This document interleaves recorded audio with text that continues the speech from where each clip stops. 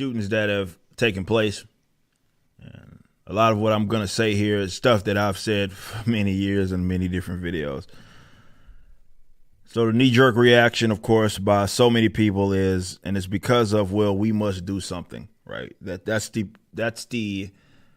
People would rather go through the motions of doing something as opposed to actually solving a particular problem, okay? But every time, never fails, these guys come along, say we have to do something. I am tired, I am sick, and everybody, tries to inject their own selves into some sort of tragic situation. But it always, in terms of their solution, deals with impeding upon the private property rights of everybody else, which means that your solution isn't a solution. It just means you're a dickhead. And I mean by all, there is no exception. I don't care about how you feel. I don't care about how uncomfortable it makes you. Every single gun law that exists on the books is an infringement. Every one. Doesn't matter which one it is. It's an infringement upon the individual property rights of the people. Doesn't matter how you feel about that. That's just what it is. Now we ain't talking about where you inflict some sort of pain or aggression. Yes, those are all things that are not good. Whether you did it with a gun or you did it with your fist. So relevant to that, aggression is bad, objectively speaking. But as far as limiting by way of the state, not by the private property owner, by way of the state, the ability for people to be able to arm themselves for whatever reason they want and with whatever they want is an infringement. Now, of course, the crack smokers that exist, again, they're going to cry their crocodile tears, even though they had nothing to do with this situation. And I hate that it has to be like that, because you have people right now that, if you could imagine, if you have a family member or something that is a part of a shooting, which I've had family members that have been shot and killed before, that doesn't feel good. That fucking sucks. Okay. And these people are going through a period of time where they got to deal with some shit. You know what I mean? And of course, those folks would then inevitably use that experience to then say, okay, we now need to intrude upon the rights of everybody else because this must stop. Now, granted, none of what they're going to advocate is going to stop, but they use these buzz terms, gun lobby. I'm telling you, if somebody is using the term gun lobby, it's a 10 out of 10 chance that they're retarded. Oh, we need background checks. Well, those already exist. They're already a thing, believe it or not. And that's the problem, I would argue. One by way of the state. Now, if it was some sort of private entity doing it, that's a completely different deal. But one by way of that's already a thing. That's already a thing. It's like the gun show loophole, not a thing. It's not going to stop these guys from saying it, but it's not a thing.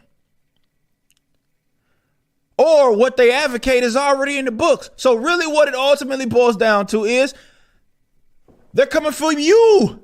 They're coming for me.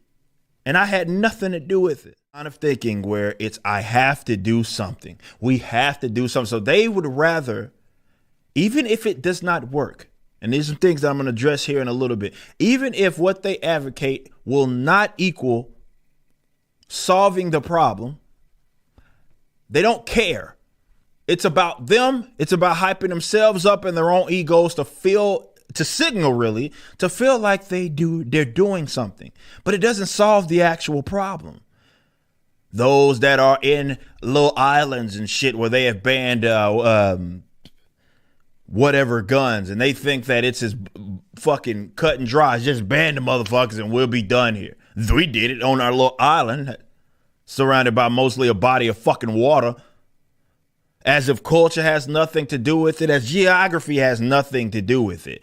Also hilarious that these would be the same people that would concede that the drug war was an absolute failure, and the various ways in order to stop people from fucking themselves up and their lives up and the lives of other people in the way of like maybe selling and shit with various drugs was a bad thing to do. and it did not stop the usage. Somehow that logic goes out of the window when it comes to guns.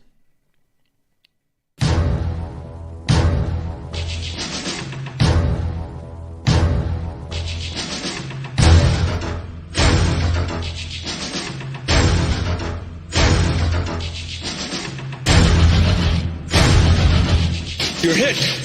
You're bleeding, man. I ain't got time to bleed.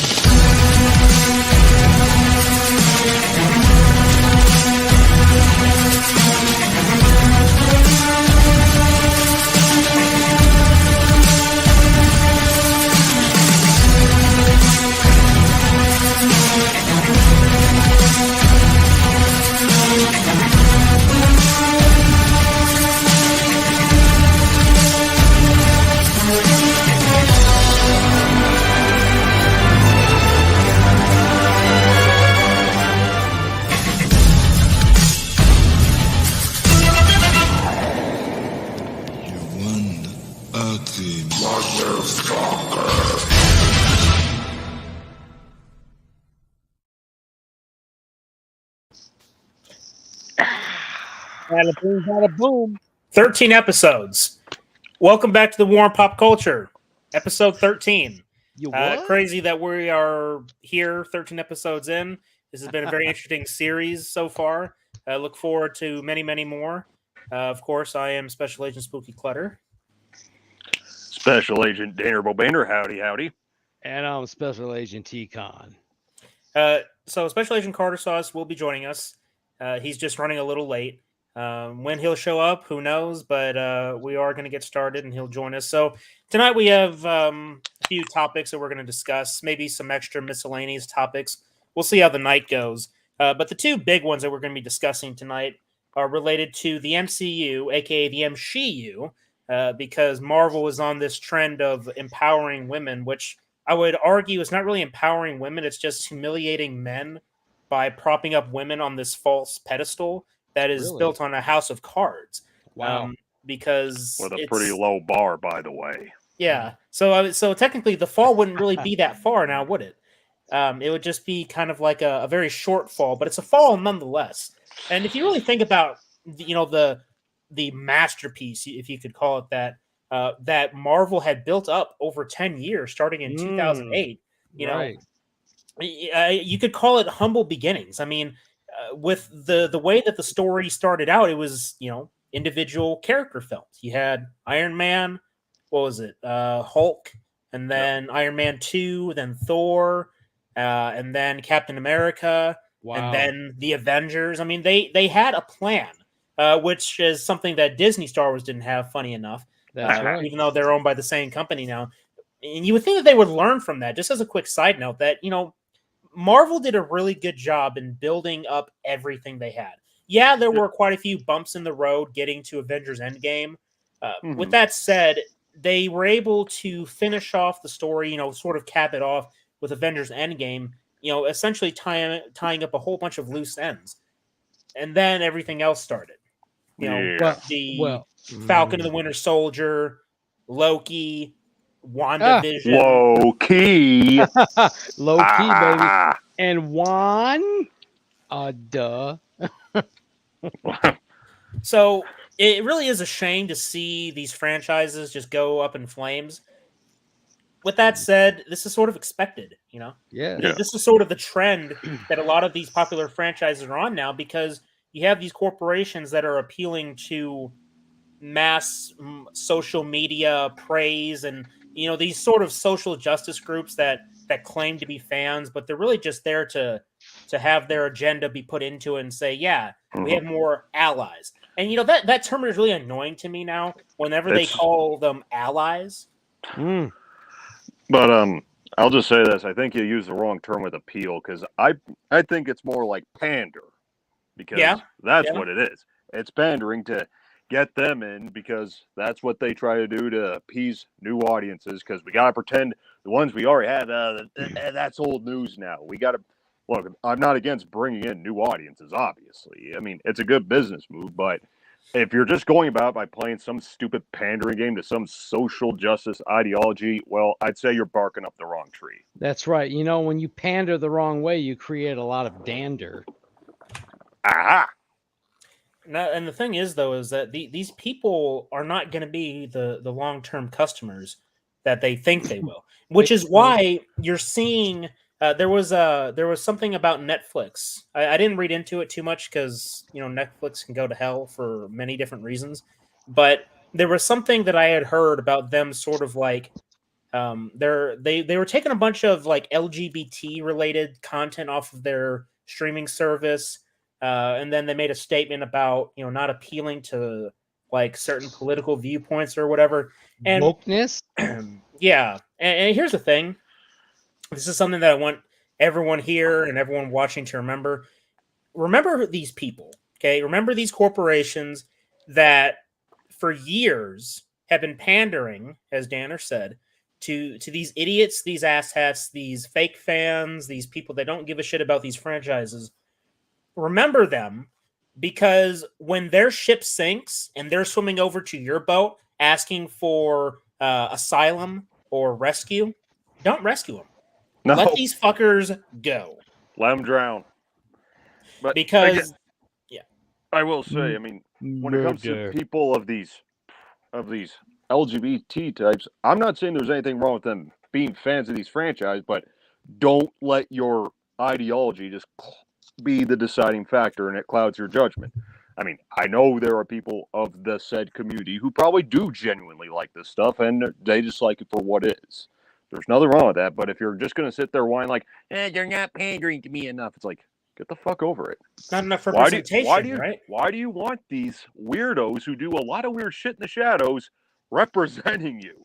If anything, I want to distance myself from that shit. Damage. Yeah. And the problem is that these corporations and these people, fans, like actual fans that are like, they're sort of, they're not getting it, okay? Because there are people that are still hoping that, maybe it's going to get good. Or you have the blind consumers that just eat up anything and everything that Disney puts out. Or, it's not even just Disney, it's Warner Brothers with DC Comics, Marvel, DC, as far as the comic book industry is concerned. But the problem is that Disney owns so much. Too much. I mean, like, I'm a Predator fan. I'm an Aliens fan. And now 20th Century Fox, which is now 20th Century Studios, they just want to distance themselves from Fox News, like it really matters, right? Because they're all sharing a bed together anyway. But regardless of that, they own Alien and Predator, and that pisses me off so much because I love I love those franchises. Of course, I find it very funny that they're coming out with a new Predator movie with a female lead. And of course, I mean, this goes without saying, but just in case someone was to try and accuse us of being sexist, here it is. I mean, Sarah Connor, got me. Ellen Ripley, these characters here. Bride. Just to name a few. It's like, female leads, these movies were very popular back in the day, and they still are popular. I don't think any of us really have a problem with female leads. I just have a problem with female leads that try and make me feel bad about being a man or something. With these modern female leads, they always try and make the selling point just to be simply the fact that they are women. But when you look back to the characters that we just mentioned, do we really care that they're ladies? No, they just have to be really well-crafted characters in great movies. The gender is incidental for these characters. They just knew how to work it into a good story. I mean, like the bride from Kill Bill. Like,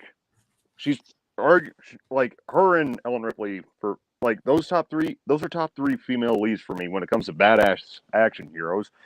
But what also really got me invested in them as characters, again, gender doesn't fucking matter in this situation.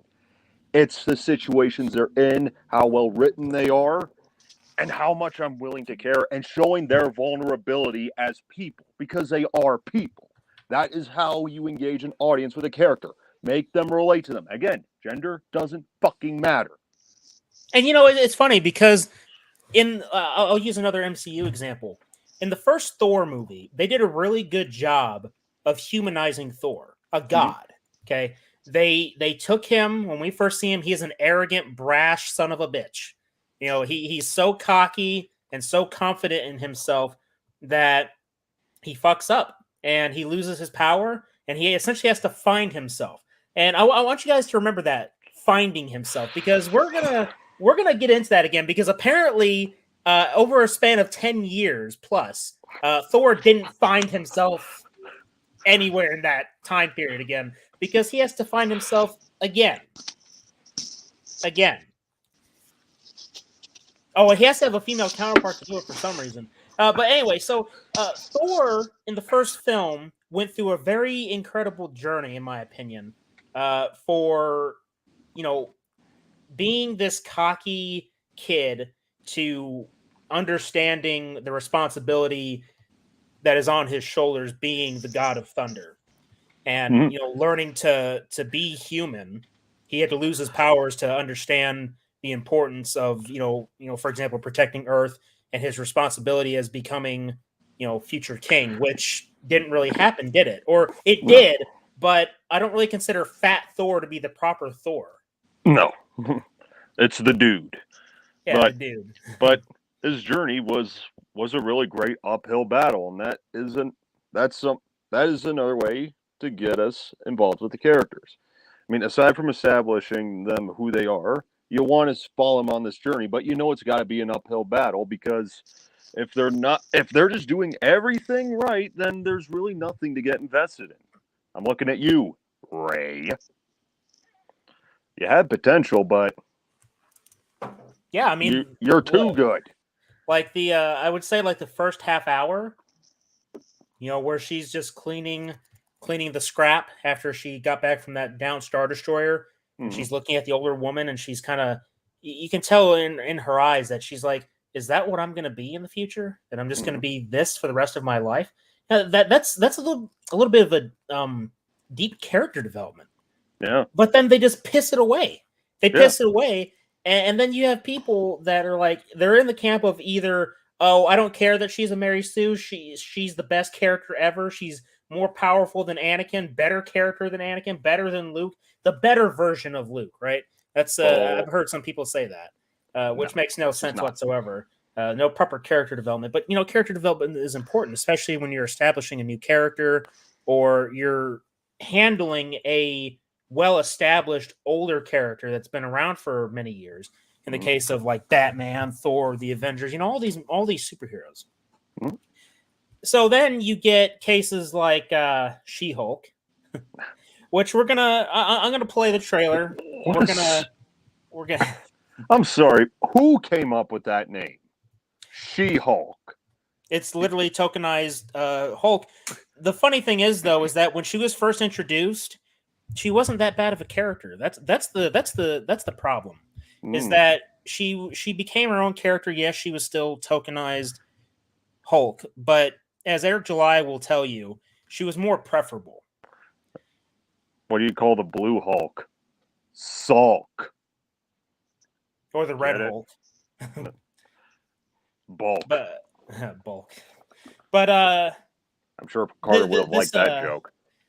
This trailer is something. I'll turn down the volume just a little bit.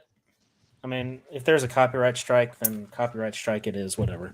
But let's go ahead and check her out then. Being a superhero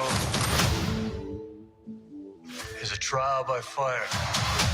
Who's gonna protect the world if not people like you? But there's plenty of other heroes in this universe, is there not? Yeah, like Captain Marvel, right? Hello.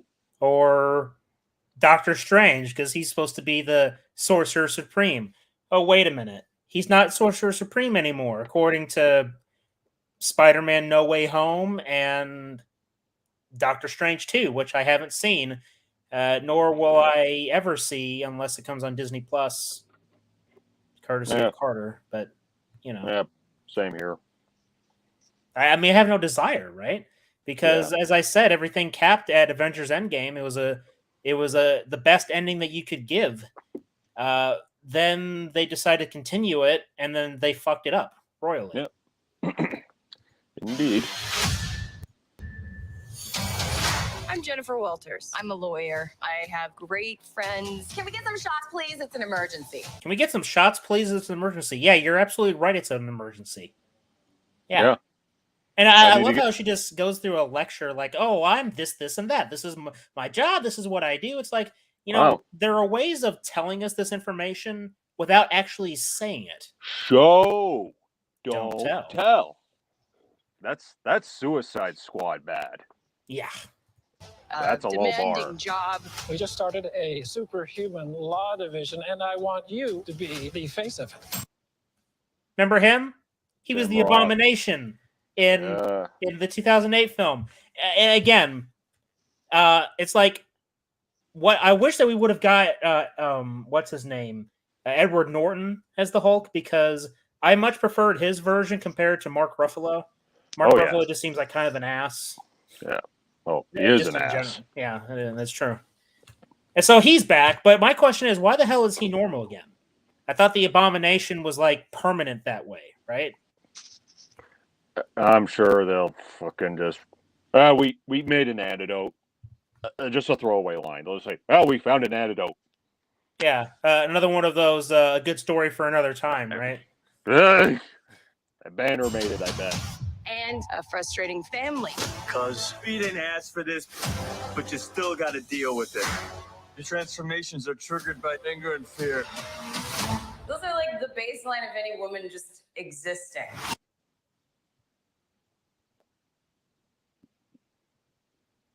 What? It'd be really nice to get some women in here to kind of like comment on that. Obviously not every person's gonna have the same experience. That's just kind of like natural. What happens in life. It's just when you think about the political climate that we're in and how the media loves to make victims out of anybody, unless you're a straight white man. This line isn't surprising, right? Yeah. It's something to be expected, and it's cringy. Okay, I mean, obviously it's cringy. I mean, this whole trailer, we're only 46 seconds in, and it's cringy, pointless dialogue, predictable, typical MCU. The MCU. So MCU. Oh, Bruce, kind of feels like if I don't transform, I'm gonna die. Yes. Hey, let's watch that again, because that's kind of this. Oh, look who's decided to join the party. Oh, there he is. Sorry, I'm late. I was having birthday dinner with my grandmother. Do you have your mic plugged in? Because you sound a little bit distant on your mic. Yeah. No, I'm plugged in. Y'all hear me? We can hear you, but you do sound pretty distant. Check your settings. Check your mic settings. What the hell are you doing wearing a Halloween shirt in this time of year? Because fuck you, that's why. Yeah, you sound really distant, son. Yeah. Okay, do I sound distant now? How about now? Yeah, you still do. It's like your headset. It's like you're not wearing a headset. So, it sounds like. Yeah, we can see you. We can see you. We can hear you. I don't think your mic's working. Yeah. Cheap ass microphone. Fucking Amazon. Sounds like you're in an echo chamber. So basically, you're on Quantum TV's channel. There you go. Yeah. What a freak. Okay. Can you hear me now? Yeah, there you go. That sounds better. That sounds like a mic. All right. So we're watching the She-Hulk trailer. If you haven't watched it, you're watching it. Yeah, I already watched it. Well, we're commenting on Look at this poor bastard. Look at this poor bastard. Just take a look at it. He's like, yeah. Yes. Looks so tiny. No. Yeah, she's about to whoop your ass. I just want to be a normal, anonymous lawyer. You want to be a normal, anonymous lawyer, yet you're going to go all She-Hulk. Right? To be honest, though, wait, are they using the same paint style they used on Gamora and No, No. that's the thing. The She-Hulk that you're seeing in this trailer is fucking CGI. Are you fucking kidding me? That's like, I wish I was. let me ask you. Maybe Gina Carano should have played She-Hulk. Oh yeah, She would have been. She has the proper build, you know. Legit, yeah. Like, but it's still Disney though. If it wasn't Disney, then it's like sign her up. She'd be perfect. Fuck, I'm sure that Star Wars girl will make a better cosplay than this shit. Yep. I'm sure she already has, right? Oh, yeah, probably. Can you tell us where She-Hulk is? Jen, you're a. You want to know? Now. She's around the corner of up your My ass and to the left. God, look, dude. I mean, just look at the face. Okay, I don't. Oh, that just it looks kind of horrifying. Just shoot. Just let me get the slow hanging fruit here. You guys know Mr. Plinkett, right? Mr. Plinkett, Red Letter Media, like where he did all those Star Wars prequels reviews. Let me just get this out of the way. What's wrong with your face? Girl, your ass looks crazy right now. Oh, what the fuck is this shit? She doesn't do that. Wait, does she do that? Look at all these poor bastards. These 4 bitches. These poor bastards. These dudes look so out of place. Mm-hmm. Yeah. You know, this is a country club. You don't usually see many non-white people at country clubs. Usually, that's it's. I mean, they're either mostly working or they're invited. They're mainly. I mean, the truth is they're mainly white. I mean, it is what it is. I mean, I'm not really griping about it. It's just an observation. And of course, you have this Karen-looking chick saying your ass looks great. It's like, because it was enhanced by lesbo. I can feel the lesbo just reverberating off of her. You know, maybe that's just prejudging. But in Deadpool 2, just like in Deadpool 2, it's crazy right now. Yeah, it's probably fake due to radiation poisoning. Yep. Yeah, her ass is just a great big green tumor. You could be an Avenger. Oh, I'm not a superhero. Oh no, that's my cousin. Billionaires and narcissists and adult orphans. Hold on. Okay, here's the problem with that statement. Okay, she says billionaires and narcissists. Now let's not forget the billionaire narcissist who literally gave his life to save the universe. Iron Man. Yeah. I am Iron Man. Okay. I mean, the self-awareness, right? The self-awareness it's disgusting to hear the line, and it's insulting, really, because I mean, it's sort of a thing that happens in comic book heroes and such. With that said, that's par for the course. It's like, you know what? Maybe we need to start making TV series that make fun of Lifetime movies, right? Because every woman's into Lifetime movies. Yeah, they're all garbage. We all know they're garbage. They have their formulas, predictable, boring. You don't want to watch it. Yeah, to be honest, my mom watches that shit. It's Lifetime. Lifetime of course. Anyway, not to mention Orphans. Was that a direct jab to X-Men? I'm pretty sure it was. Orphans? I was thinking more like Batman. Yeah, me too. Well, either Orphans or like X-Men. I mean, what do you mean Orphans and X-Men? I don't understand what you mean by that. Like she says, like superheroes are like narcissistic billionaires and orphans. Like, I don't know, like mutant orphans probably. But like, that go to Xavier's Academy. But not everyone. They're not orphans. They're not orphans. Well, I mean, sometimes they're either runaways or something. Yeah, but that doesn't make them an orphan. But sometimes bad example because it's a shit movie. But even at the beginning of X-Men 3, when they're actually like when Charles and fucking Eric come to Jean Grey's house and like, yes, we want her to join our academy. Yes, right to her parents. Yeah, they're right there. Mm-hmm. For some reason. Seriously, ain't she gonna fight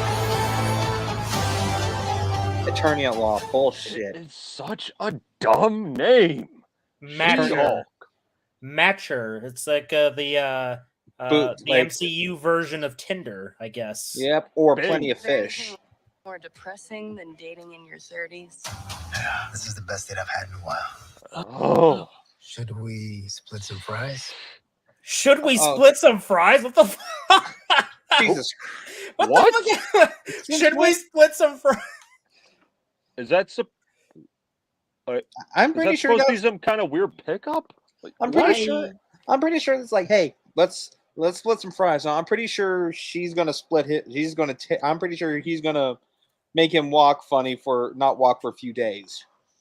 Well, I mean, if we go to something like Five Guys, yeah, sure, the fries, because they give up. I mean, because they always fill up the fucking bag full of fries. So maybe you can share those fries. But you're clearly at a fine dining restaurant. And the fuck does that mean? Split the fries? No. I'm pretty sure she's gonna split his dick in half.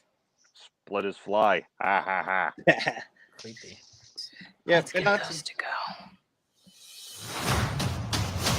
So what the fuck is this? Okay, now aside from the fact that this looks completely ridiculous, just look at the CGI surrounding it. I'm sorry. Just I really want you to look at the CGI. Just try and block out of your mind the fact that she's just carrying this dude like this. Mm-hmm. Watch how she walks, because the CGI, like just right there, look how terrible that looks. It looks like a really bad video game render, dude. I swear to God. That looks like Mortal Kombat Annihilation bad. Yeah. And that's like top of the line shit for the 90s. Okay.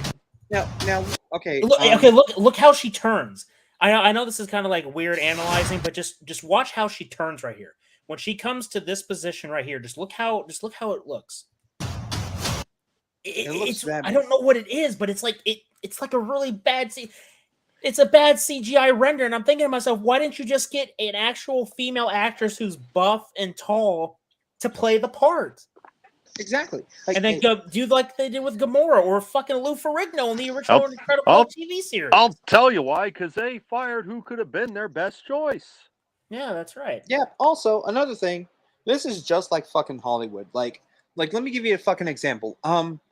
You remember the Cats 2019 reboot? You know, the movie that you like? No, the one I fucking hate because it's all fucking CGI shit, which really is nightmare fuel. Ugh. Oh, really? Because as if the actual musical wasn't nightmare fuel. No, the OG one by Andrew Lloyd Webber that was on which I have on tape is actually pretty good because that's a matter of opinion. It's a matter of opinion because let me tell you, when they made them look CGI, they look like shit though. I'll take Joseph in his pride jacket. Okay, but when you combine the CGI version compared to the stage production, or why do you CGI, or is it just lazy, or wouldn't it just kill you to do use the same makeup they used remember that episode of Doctor Who with when Tanner doesn't watch Doctor Who, but I was talking to Caleb. I was talking to you, Caleb. Remember? Oh, okay. Caleb, remember that episode out then. I'm sorry. But Caleb, you remember that episode with the 10th Doctor and Martha Jones got split up and they're in looking for each other in this massive futuristic traffic nightmare, and then there's this cat pilot and his wife. The makeup, it looks perfect. I mean, you could have done that for Cats, but now you made it look like shit, though. I mean, and according to this right here, this is just straight up fucking. In the words of Deadpool, that's just lazy writing, or as I would like to say, that's just lazy. That's just lazy creativity. But why not just have someone who is built, dressed up in paint, and do the job? But no, you decide to go CGI because it's a lot easier and cheaper. Bullshit. I don't think it is easier and cheaper necessarily. It's bullshit, though. I mean, it seems like it's worse. It seems like you would spend more money on CGI than just getting the makeup on. I guess it would be easier because you don't have to put an actress in makeup all the time.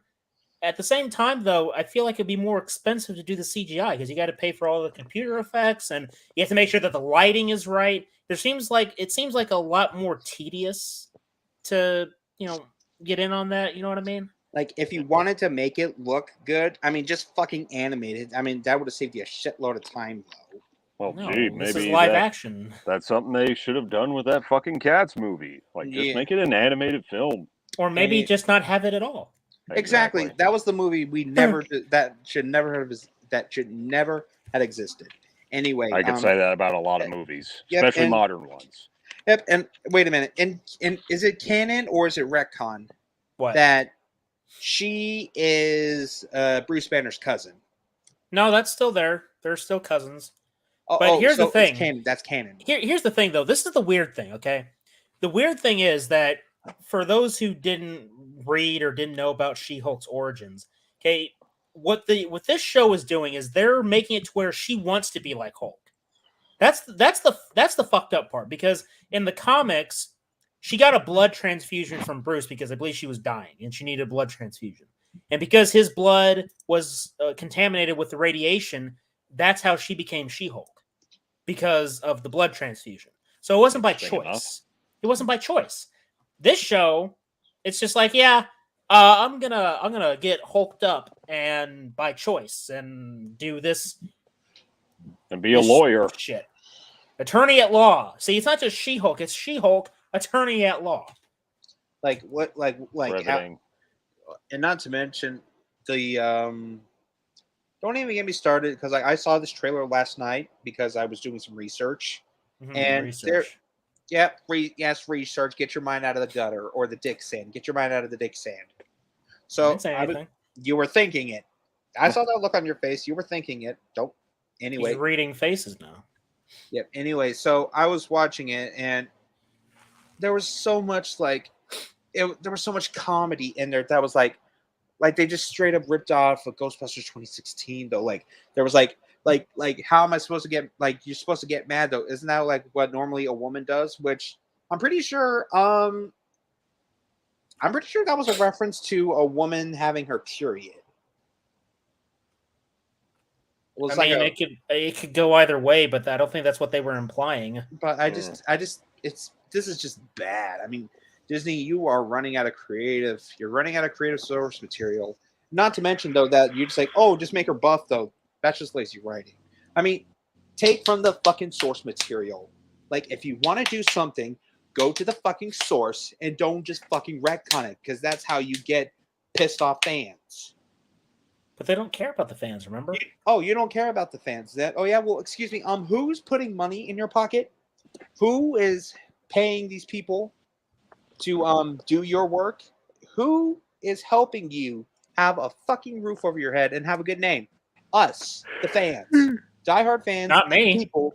I'm not supporting this shit. I know. I was just giving an example. Like people that. Here's your example right here. Look at that. Now, what? I mean, that I don't know what this is, but the CGI looks like his feet are just getting cut off right here. Like okay, look at this. His legs look like they should be longer. You notice that? Like here's the knees. Here's the knees, and then you're telling me that this is supposed to be the calf and the foot. Maybe he's an amputee. No, true. Oh, nope. Yep, there's his feet. There's his feet. There's his foot. There they are now. But they looked like they just fucking disappeared in that shot. Yeah, true. Oh my god. Peak MCU quality right there, guys. Fuck that. Fucking CGI She-Hulk. You know, it's like with the actual Hulk, it makes sense to be CGI because you're not going to find a 12-foot big green monster. Lou Ferrigno was the short Hulk, so that made more sense that way. But this is supposed to be She-Hulk. She's supposed to be the shorter version, which means that you can do the Gamora-style makeup. You just find an actress that's big enough to play the part, and that can actually act the part, look the part, and act the part. Or hell, and then you got yourself a show. Or hell, just look for a fucking buff wrestling chick that has stuff like that besides Gina Carano. Like, look for a badass. That's what I was just saying. Yeah, I know. Yeah. But anyway, like, isn't and why the fuck were they literally fighting in court? Like, who the fuck was she fighting? I don't know. Some main villain that's probably not going to... See, here's the thing. This is a trend. Twist, it's Matt Murdock. There's the twist. Really it's Matt Murdock. Here's the thing, though. The MCU, since Avengers Endgame, has had a tendency to make its villains not really villains. That they're just tragic characters. I'll give you an example. God, who was it? Magneto? No. I'm talking after Avengers Endgame. Okay, so think about Falcon and the Winter Soldier. Okay, you have the terrorists that are literally killing innocent people, but they're immigrants. They're just trying to fight against the system that hurt them or their families or some bullshit, dude. Because of the blip, really. No, it wasn't because of the blip. It was because of something else. Jesus Christ. But the point is that they're making or Taskmaster in Black Widow. Did anybody here see Black Widow? I didn't see it. No, I fucking didn't. Well, okay, you guys remember? I don't know if you guys know Taskmaster. Wait, isn't he that Black Panther, Captain America, Super Soldier knockoff looking motherfucker? The one that has a bow? I mean, he might have a bow, but Taskmaster in the trailer. Taskmaster is a character that has the ability to basically copy anybody's moveset, like fighting skills. Very, very popular character.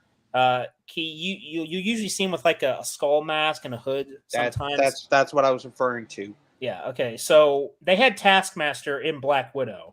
And Taskmaster is a dude. Okay. And throughout Black Widow, whenever you see Taskmaster on screen, okay, you can clearly tell that the body of Taskmaster is a dude. And everybody expects Taskmaster to be a dude. When we get the unmasking reveal towards the end of the film, it's a girl. Taskmaster is a woman. What? And not only that, and no, that's called tokenization. Okay, there wasn't a retcon. Retcon means that's what I meant to say. Tokenization. Okay. All right. So Taskmaster is being played by Olga Kurilenko. If you guys don't know who she is, she's played in many movies. In fact, here, I'll bring up a photo of her. But when you see what she looks like, you're going to be very... Oh, Lord. Now, look, because this is how ridiculous these fuckers are, all right? They think they're slick. Did you ever see Casino, or not Casino Royale, Quantum of Solace? Yeah, I've seen that. Sort of. With Gemma Arterton? Okay. I barely remember Quantum of Solace. Yeah, well, maybe you'll remember. You might remember this. Maybe. Let's see. I don't know. For me, it was a big step down from Casino Royale. That's her. I remember her. Yeah, I remember her. This in the poster. This is Olga Kurilenko. Okay. Okay. Now, let me show you Black Widow's Taskmaster. Hopefully I can find a good photo. But there's a very good reason as to why...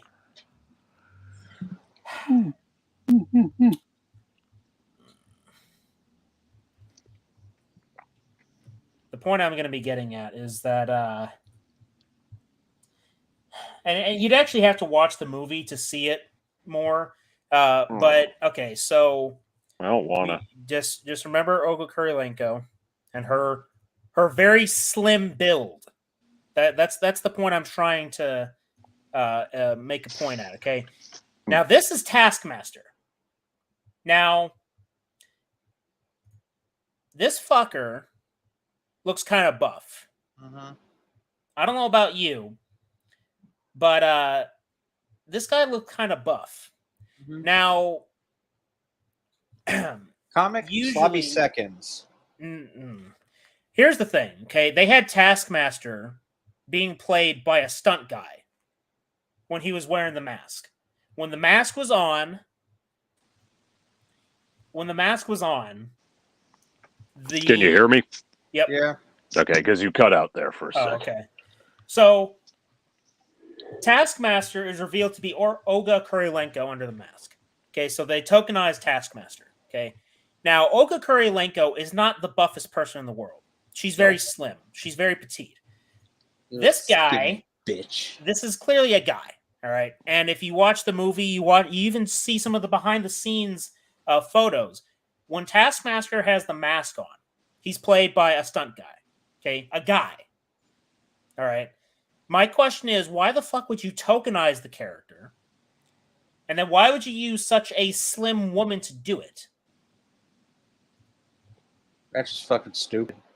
Fucking tokenization. At least get someone who's built.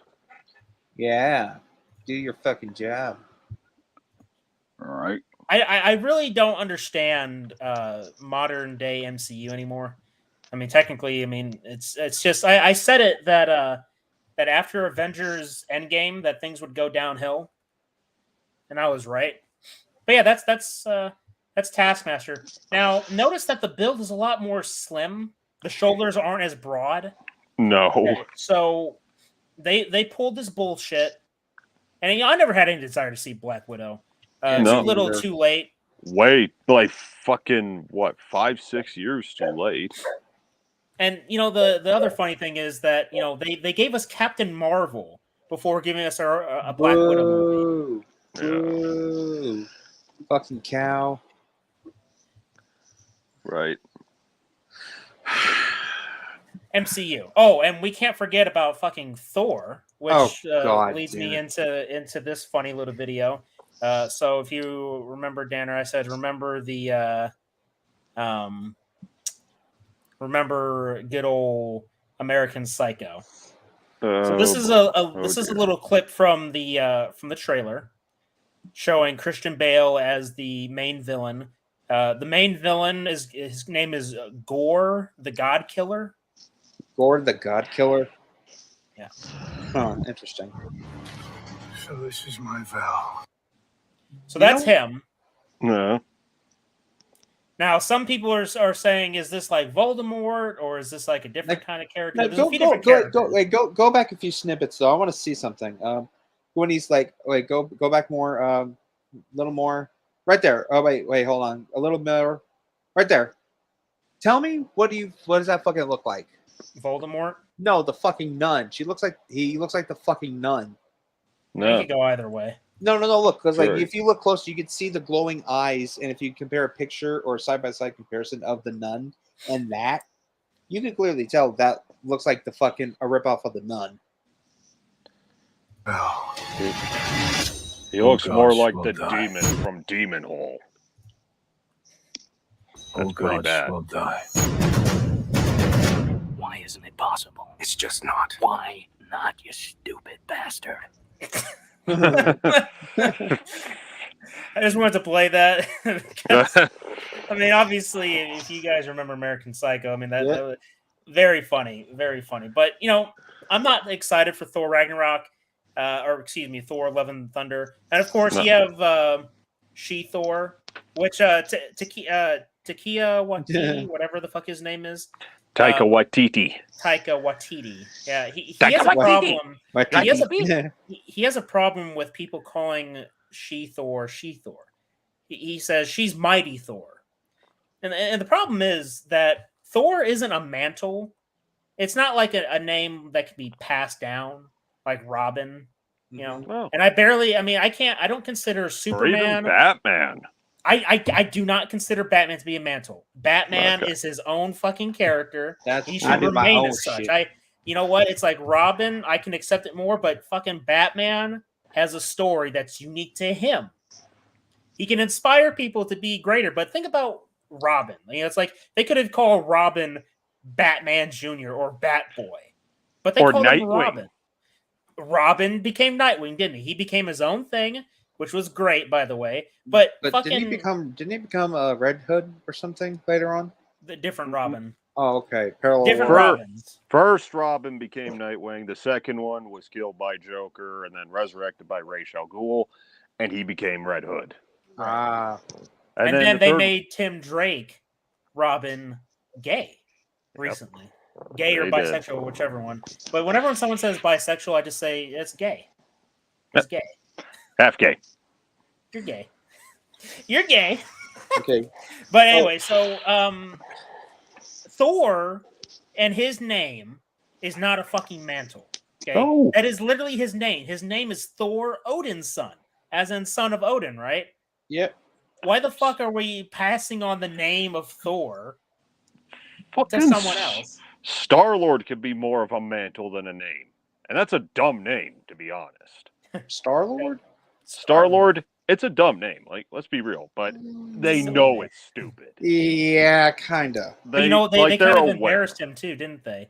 In the Marvel What If series, right? That animated series. Oh, yeah. It was the What If stories, right? So they made T'Challa Black Panther Star-Lord instead of Peter Quill. And the hilarious thing is that the T'Challa version of Star-Lord was liked by everybody. if you remember Guardians of the Galaxy and even Guardians of the Galaxy 2, you know that people are like, they make Peter Quill out to be a joke, right? He's kind of like the butt of the joke. Like an immature... he's kind of an ass. He is. Yeah, but that's his character.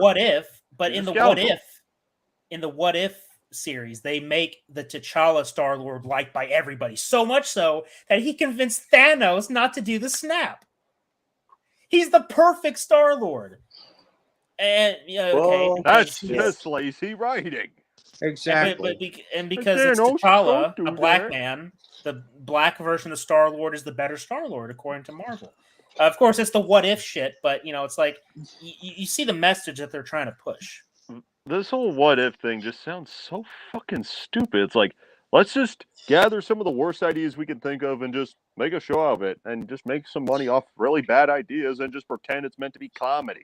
Oh, what about? Oh yeah. Speaking of what if, though, like Peggy Carter becomes the new Captain America, or tokenized Captain America.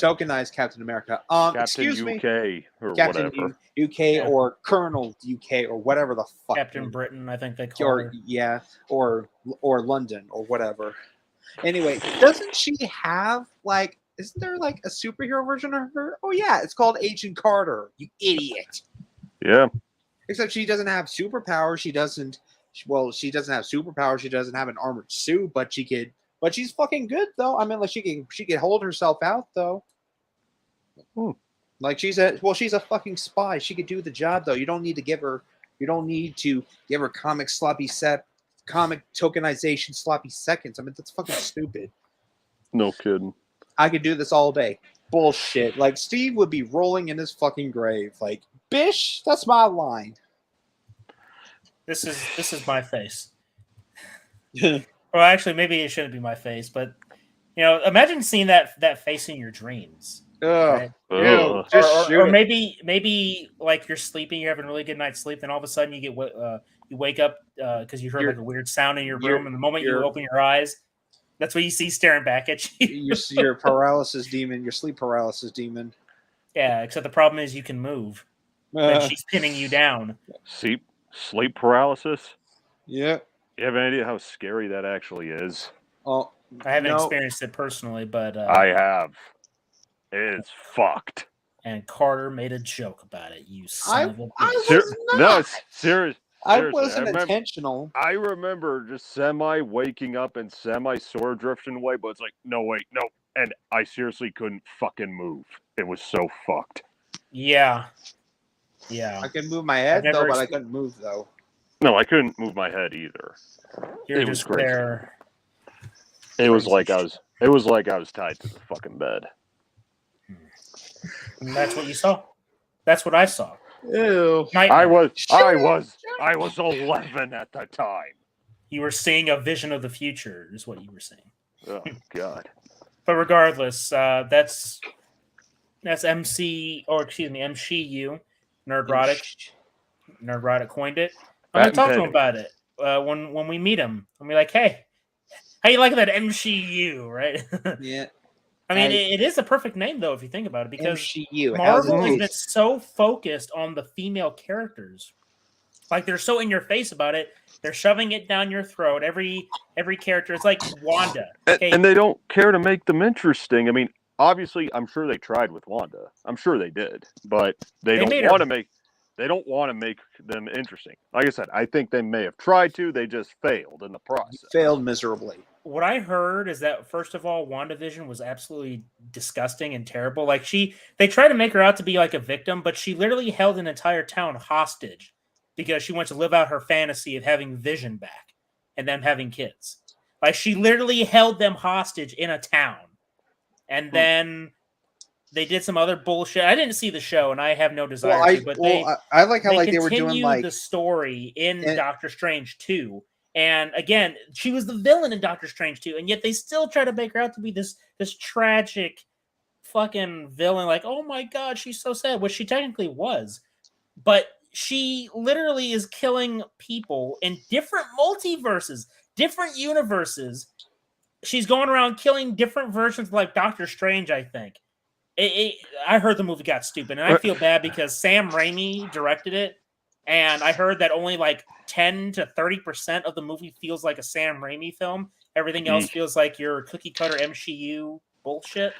Hey, well, you know what's funny when talking about fucking Wanda there is like, I remember seeing that meme where she encounters Thanos saying, "You took everything from me." It's like, Tony Stark killed your parents, or whoever it was. Stark killed your parents. Ultron killed your brother, and all I did was take a fucking rock out of an android. Why are you mad at me? I don't even know who you are. Oh, you do know each other. You were in that American remake of Old Boy, which only has one scene that's worth watching. Ha ha ha ha! I'm a pervert.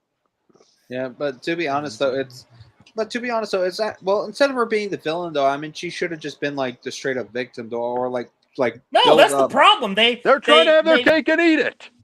They're giving us villains that aren't really villains. They're giving us tragic characters. We can't have a villain that's an actual villain. Misguided heroes. Yeah. Misunderstood heroes. That's what misunderstood.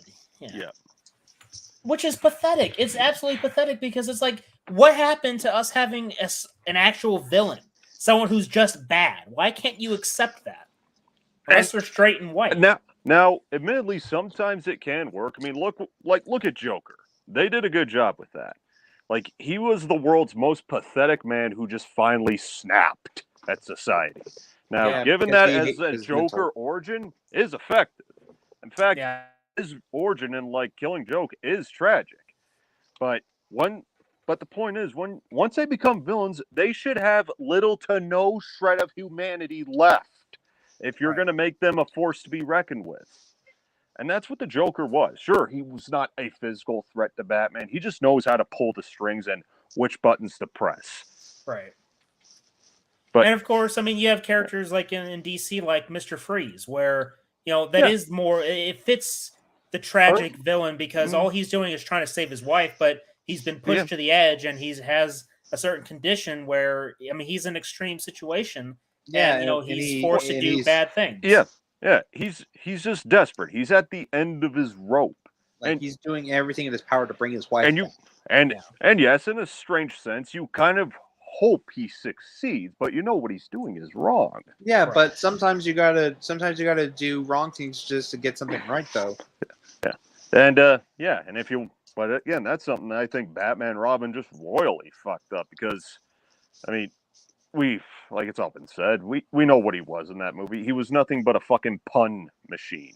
Right. Like, and he had that take over the world type motive, but at the same time, they just shoehorn in the fucking, but he wants to save his wife too. It's like, no, you don't have you don't have him be take over the world type. And, but I must save my wife as well. It's like, no. Bitch. One or the other. You can't do both. It's either take over the world or save your wife. Either pick one, not both. Pick one and commit to it. Again, that's the example of the writers just trying to have their cake and eat it. Yeah, either save the world, either take over the world or save your wife, but not both. Pick one. And like we're talking about with these current villains, they're always trying to be tragic. It's like you can only do it so many times before it gets like we've had enough of this. Try something different. It's like the shared universe thing, right? That starting to get old. But now we're in the multiverse thing, and the multiverse thing is already getting old already. It's just it's not being handled well, You got it right with one movie only, as far as I'm concerned. That was Spider-Man. I still really like that movie because, well, you got me by the balls with your nostalgia bait. You really got me there. Yeah. But then even with, I mean, the Batman, I'm like, this one's not part of a bigger universe. Good. I'm okay with us going full circle to where these kinds of stories can be in their own little universes, but still feel epic and grand without feeling like, oh, but this is a insignificant part of a much more significant universe. And it just kind of, I don't know, it just undermines the significance of these types of stories. Yeah. Yes. And I mean, look, I mean, I'm a big fan of the shared universe thing. I mean, I'm a Godzilla fan, and if you know the Godzilla films, you know that it's a big shared universe, at least in the original series. I think that there's a happy balance though, where you can have a shared universe and at the same time tell your individual stories, because fuck, dude, that's what they did with everything leading up to the first Avengers movie. You had your solo Iron Man movie that started everything off. You had the mention of Shield, but there was nothing else. It was just Iron Man and his origin story. Exactly. Then you had Thor. Then you had Hulk. Okay. Then you had Captain America, and they were dropping little bits, so they can still have, in this case, make their cake, have their cake and eat it, that type of thing, where you can have your shared universe, and also have your individual stories where you don't have to tie everything in. Like there doesn't always have to be this bigger story. You can have your own separate story within that shared universe because that's what it is, man. I mean, when you're dealing with comic books, all these characters are in that universe. They're supposed to be there. It's not like you're doing these crossovers from different franchises. They're all part of that overall umbrella franchise, whether it be DC or Marvel. You can still do your individual stories though, and you don't have to tie everything together. It's the formula is getting old, and people are leaving it. And then on top of that, they're doing the political bullshit with it. Yeah. Well, even with cinematic universes, like it was all once other studios just tried their hand at it. I mean, like what they did with the Mummy in 2017. Oh god! Oh, man. Like, oh I mean, my yeah, god! you could. I mean, yeah, it was almost sort of like coming full circle with them because, again, just like with Godzilla, Godzilla of Raw, because we saw the book of Raw and the Mummy. Yep, and fucking the Hand of the Creature from the Black Lagoon and fucking Dr. Jekyll, but yeah. But just like with the Godzilla movies, the Universal monsters, they did sometimes meet up with one another, and it was cool. Right. But then with that movie, it's like it was nothing but just set everything up. That's the problem. Here we go. That's the big. And look, here's the thing. I really wanted to like that movie, and if I do have a guilty pleasure movie, I would say that one is it. Just because I enjoyed Tom Cruise for what it was, I enjoyed the movie. In a sort of like a cheap entertainment kind of way. Obviously, I think that the 1999 Mummy with Brendan Fraser is 10,000 times better. Now, if they were to tie that Mummy or that story in with a horror, they were calling it the Dark Universe. Yeah, which would have taken off though. I wanted to see that exactly, but when they did the movie in 2017, I wanted it so bad. Yeah. But then the movie was bad. It was shit. And they basically canceled the Dark Universe, essentially. Though I heard that they're sort of resurrecting it. I heard that they're trying to do a Wolfman movie with Ryan Gosling. Oh, God. Which I don't even know. I mean, that's going to be interesting to see. But, love the guy, but... they... what was it? Dracula Untold. That's what they started with. Before The Mummy, it was that Dracula Untold movie with that guy who played in The Hobbit. Luke Bryan or something? Or yeah. Does I Frankenstein count too? I don't think Not so. exactly, because that was like its own story. But no, they were starting something with Dracula Untold because they had what's his name? Charles Dance playing as that older vampire, and they had a sort of like the ending of the movie was like, oh, let the games begin. Implying that they were going to do something bigger with it, which I wanted to see that too. That's the thing. I love the Universal monsters. Okay, I grew up with that shit. All right, I grew up with the Draculas, the Wolfmans, the Frankensteins. I wanted to see that come into the modern day because I had seen The Mummy. I had seen Van Helsing. Van Helsing was an excellent crossover for me. I love Van Helsing. Yeah, of course it didn't. Of course, some people thought it was terrible, but that's their opinion. But I like it too. I mean, it was cheap entertainment. It wasn't as impactful as the original Universal monsters, arguably enough. With that said, it was still an entertaining movie. It was what The Mummy in 1999 was. It was good old action fun. It's a movie you can have fun with. Yeah, it's a good popcorn.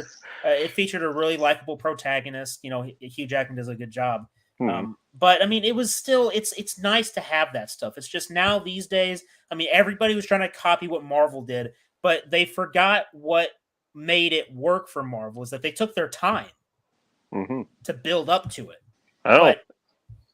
You can say the same thing with Freddy versus Jason. I mean, yeah, they were trying to get that thing off the ground since the fucking 80s. Like after movies like Dream Warriors and Jason Lives became big hits, and in my opinion, they're the best of their franchises. Or Final Friday, definitely.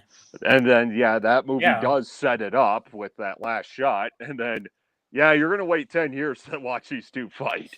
Yeah, it's like, And to be honest, though, the person, I'm sorry, but the director, the fucking director of Freddy vs. Jason, you fucking dumbass.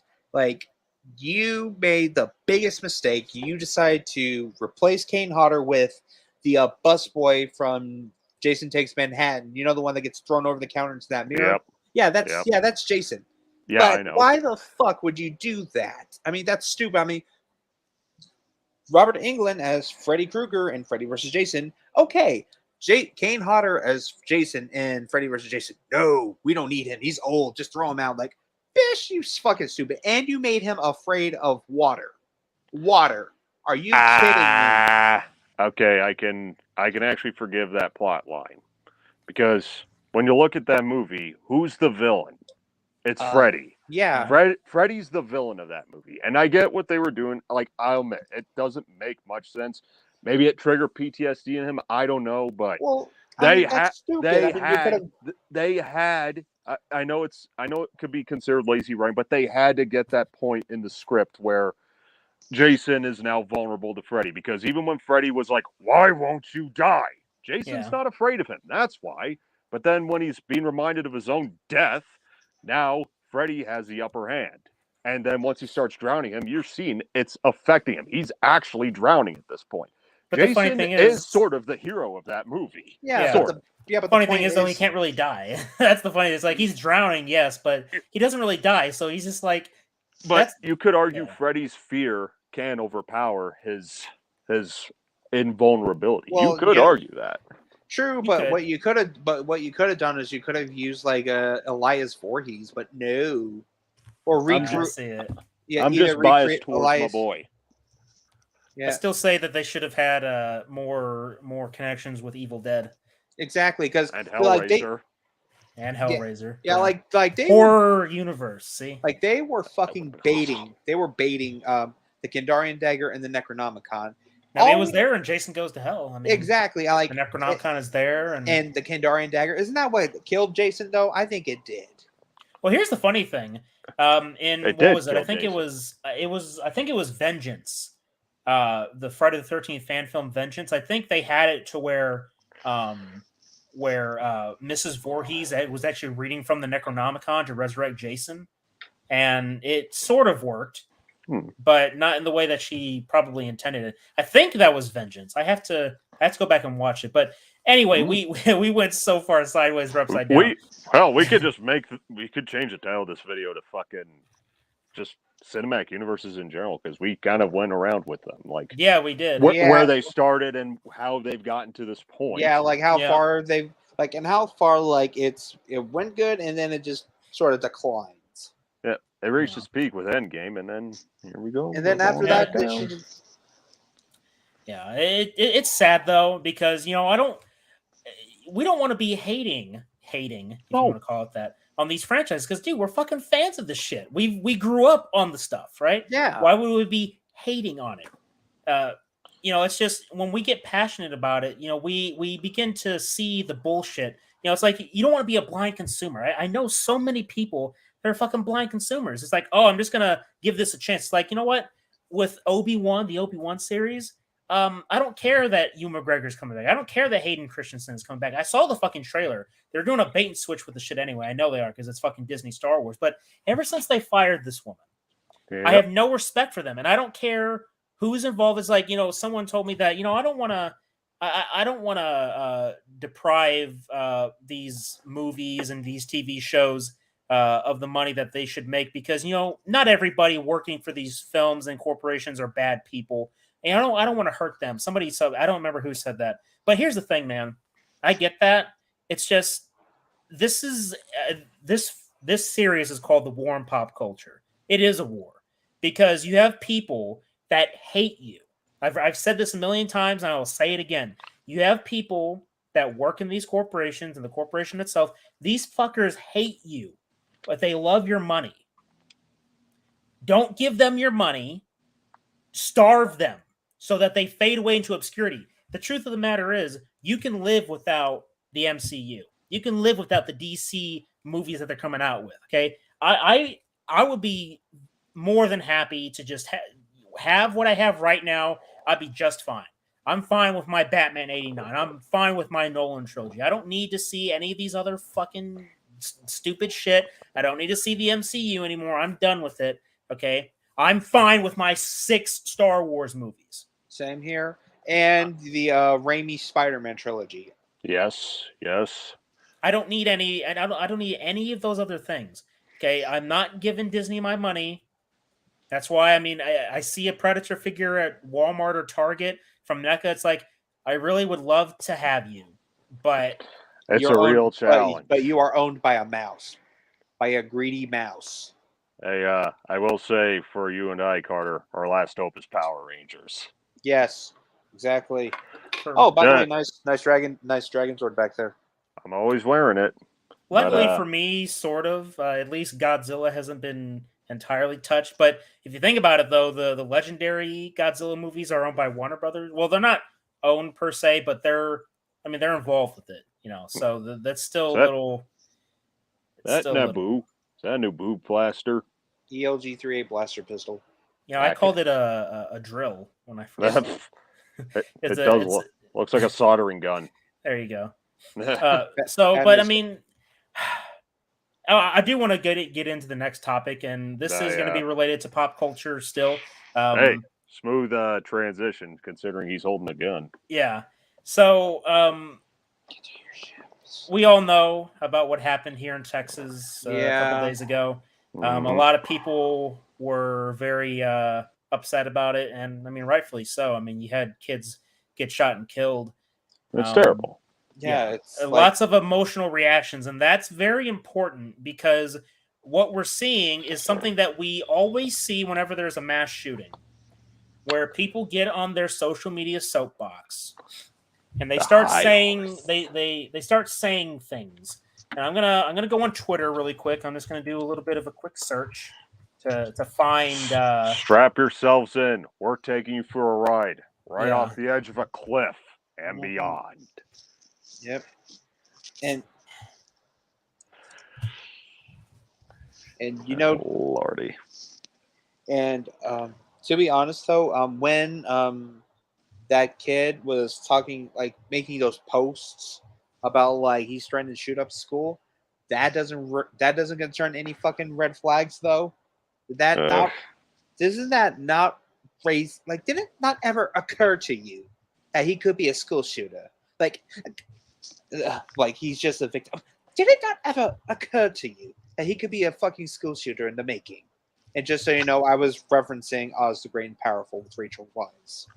All right, so I'm just going through. So, Falls Church, Virginia's Meridian High School, where students held a die-in protest against gun violence in the middle of their athletic field. Reminds me of the walkouts that preceded the first March for Our Lives. That was 4 years ago. So you have all these. I mean, okay. You know what this actually reminds me of? The Nice Guys. With that protest. Yeah. Ow! Oh, I'm sorry. I thought you were dead. Or you know what? Shit. You know what it looks like? You know what the fuck it looks like? It looks like a high school version of Jonestown. Yeah, I fucking went there. Ouch. Okay. You weren't following Drunk C-3PO already? Apparently, I wasn't. I don't know why. What the? Okay, but take a look at this, guys. Just ask yourselves a real good question. What the fuck is this gonna do? Nothing. Let me tell you what it's gonna do. Jack and shit, and Jack is buried somewhere between these dumbasses. Nancy Pelosi, she says, Americans demand that Mitch McConnell, who's a piece of shit anyway, by the way, Mitch McConnell, and Senate Republicans protect kids from gun violence. He tries to change the topic to inflation, but Mitch doesn't care about your family budget. If he did, he'd help us cut families' health care, child care, and prescription. You see, so they take this this tragedy, like, okay, Beto or it's a political crutch for these fuckers. Yeah. So Beto, or Beat Off Beto, I've called him that before. Yeah, because he's not even from Texas. He's from fucking Massachusetts. He's a fucking Yank. So he decided to make a fool of himself. He went there.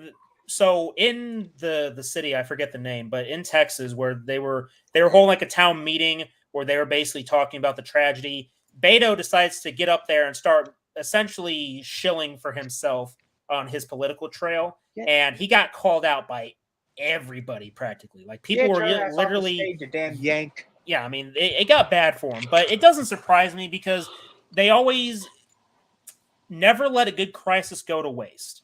Now, this isn't so much a crisis as it is a tragedy, but the concept still applies. These people are taking advantage of a situation and taking advantage of people who are hyped up on emotions right now.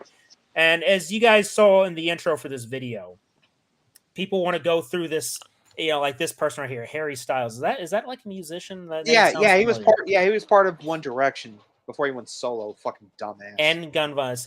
Along with all of you, I've been absolutely devastated by the recent string of mass shootings in America, culminating at the latest in Robb Elementary School in Uvalde, Texas. On our North American tour, we will be partnering with every town who work to end gun violence, donating their support.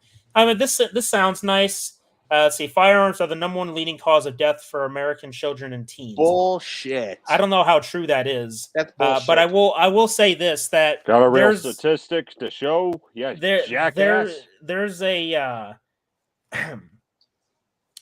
This is something to pay attention to because they're wanting to take away the AR-15s. Okay, that is the huge focus, and it seems every time there's a school shooting, they want to take away the AR-15s. And this is something that I noticed. This is something very, very strange, okay? Leading up to this event, there were at least 2 other instances of a mass shooting that occurred. There was one in Buffalo, and then there was another one, I believe, in California, where you had shootings. And this is something that I noticed on some of these news apps that I have on my phone, which I can't uninstall for some reason, stupid fucking apps on the phone. But I'm seeing a lot of reports of gun violence and gun, mass shootings being reported more. Now, here's the thing. If you live in a place like Chicago, Chirac. That's Tuesday. Yeah. I mean, that's every day. Yeah. But you don't hear the media talk about it. But suddenly... Because then you'd be blaming Lori Lightfoot for that, and then she'll just start crying like... That's kind of funny. But also, another thing, though, do you remember the shooting in Buffalo? The guy that shot those people in that supermarket, like he shot wasn't 8 of them black though, and wasn't that considered a hate crime or something? Who knows? Anyways, gun violence is the leading cause of death for children in America. Is that true? No, it's not. True? It doesn't. It sounds like bullshit to me. It's like, you have a pie chart? Okay. Oh yeah. Oh really? Oh, it's the most. Oh wait. Go back. Let me answer her question. Go back up. It's the most number one causes of children and teen deaths, huh? Oh yeah. What about stabbing? Do you remember that student that died that got stabbed a few weeks ago in Belton? Remember that? Lucy Lawless. Damn you. Whoa. Damn you, Lucy Lawless. Damn it, Ruby, you son of a bitch. Students across the country are participating in walkouts protesting gun violence in schools. Keep using your voice. We must demand action, okay?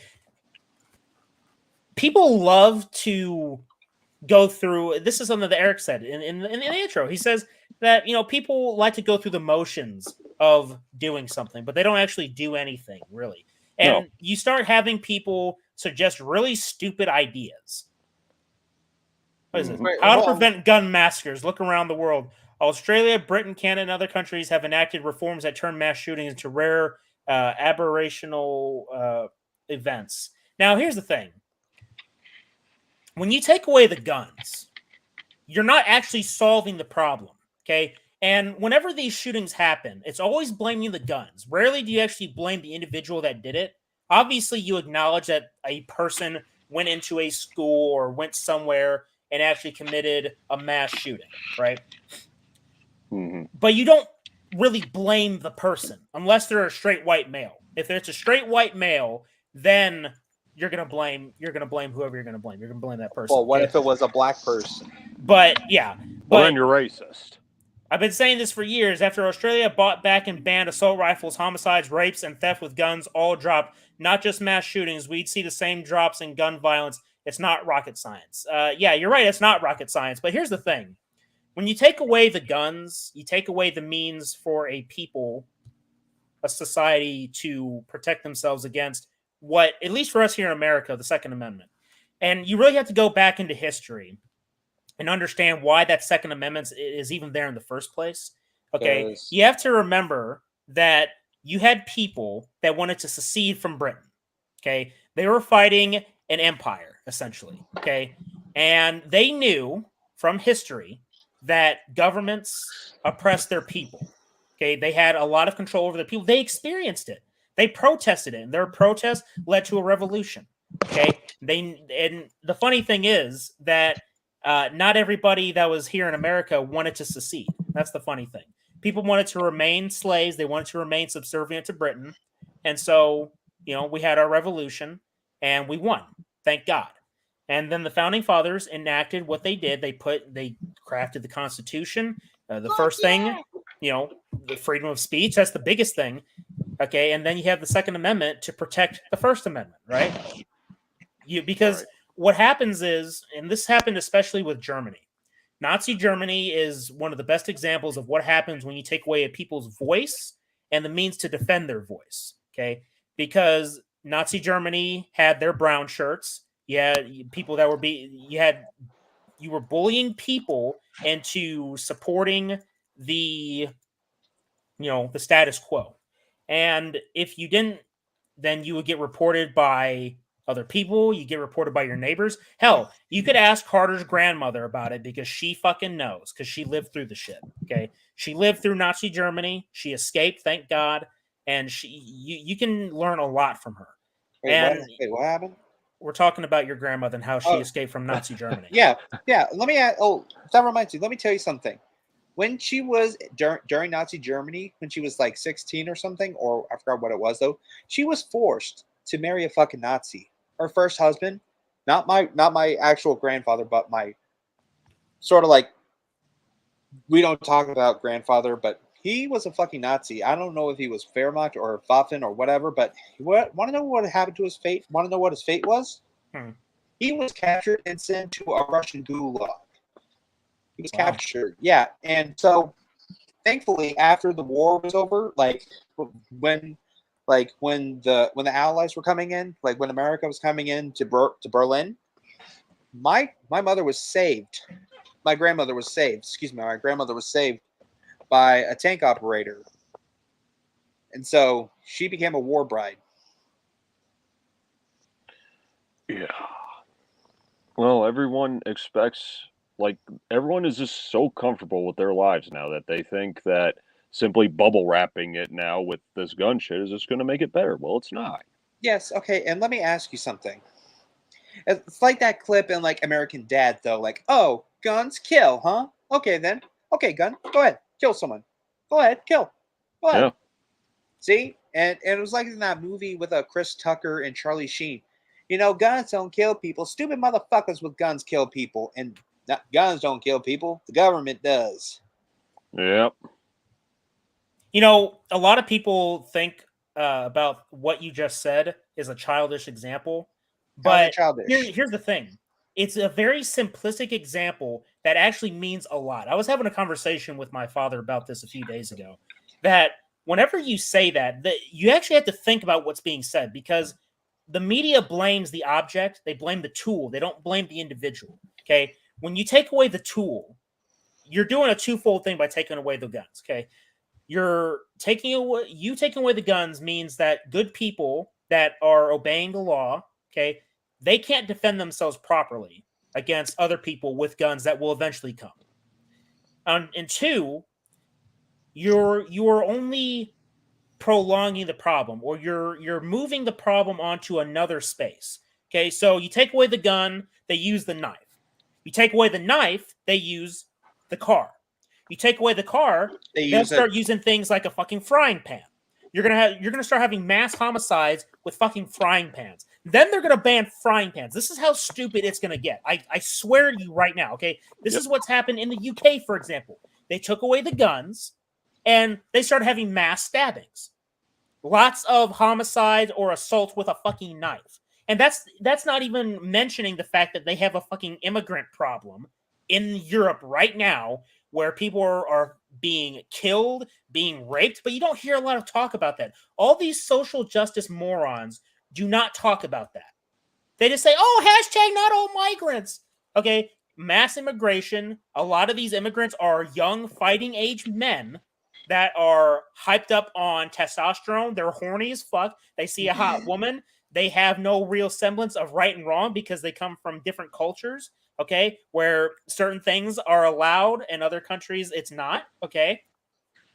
And people are getting killed, they're getting raped. It's terrible, okay? And you don't have the weapons to defend yourself, you're fucked. And that's not even talking about the government issue, okay? Again, going back to Nazi Germany, where the people could not defend themselves with their voice or with weapons because both of the shit got taken away. They took away the guns, they took away their voice, and they got conquered. And if we are not careful, that will happen here. Okay? We saw what they did with COVID. Make no mistake, they will do it again. They have the fucking monkeypox coming up. Okay? They will use that as well. And I'm hoping that enough people are awake to realize, hey, you know what? There's a certain line where it's no longer about public health. It's about literally taking away your fucking rights. Because when they start threatening your livelihood because you refuse to wear a mask or get a fucking experimental jab in your fucking arm, there's a point where it's no longer about public health. And it's about controlling your fucking life. But people are fucking sheep.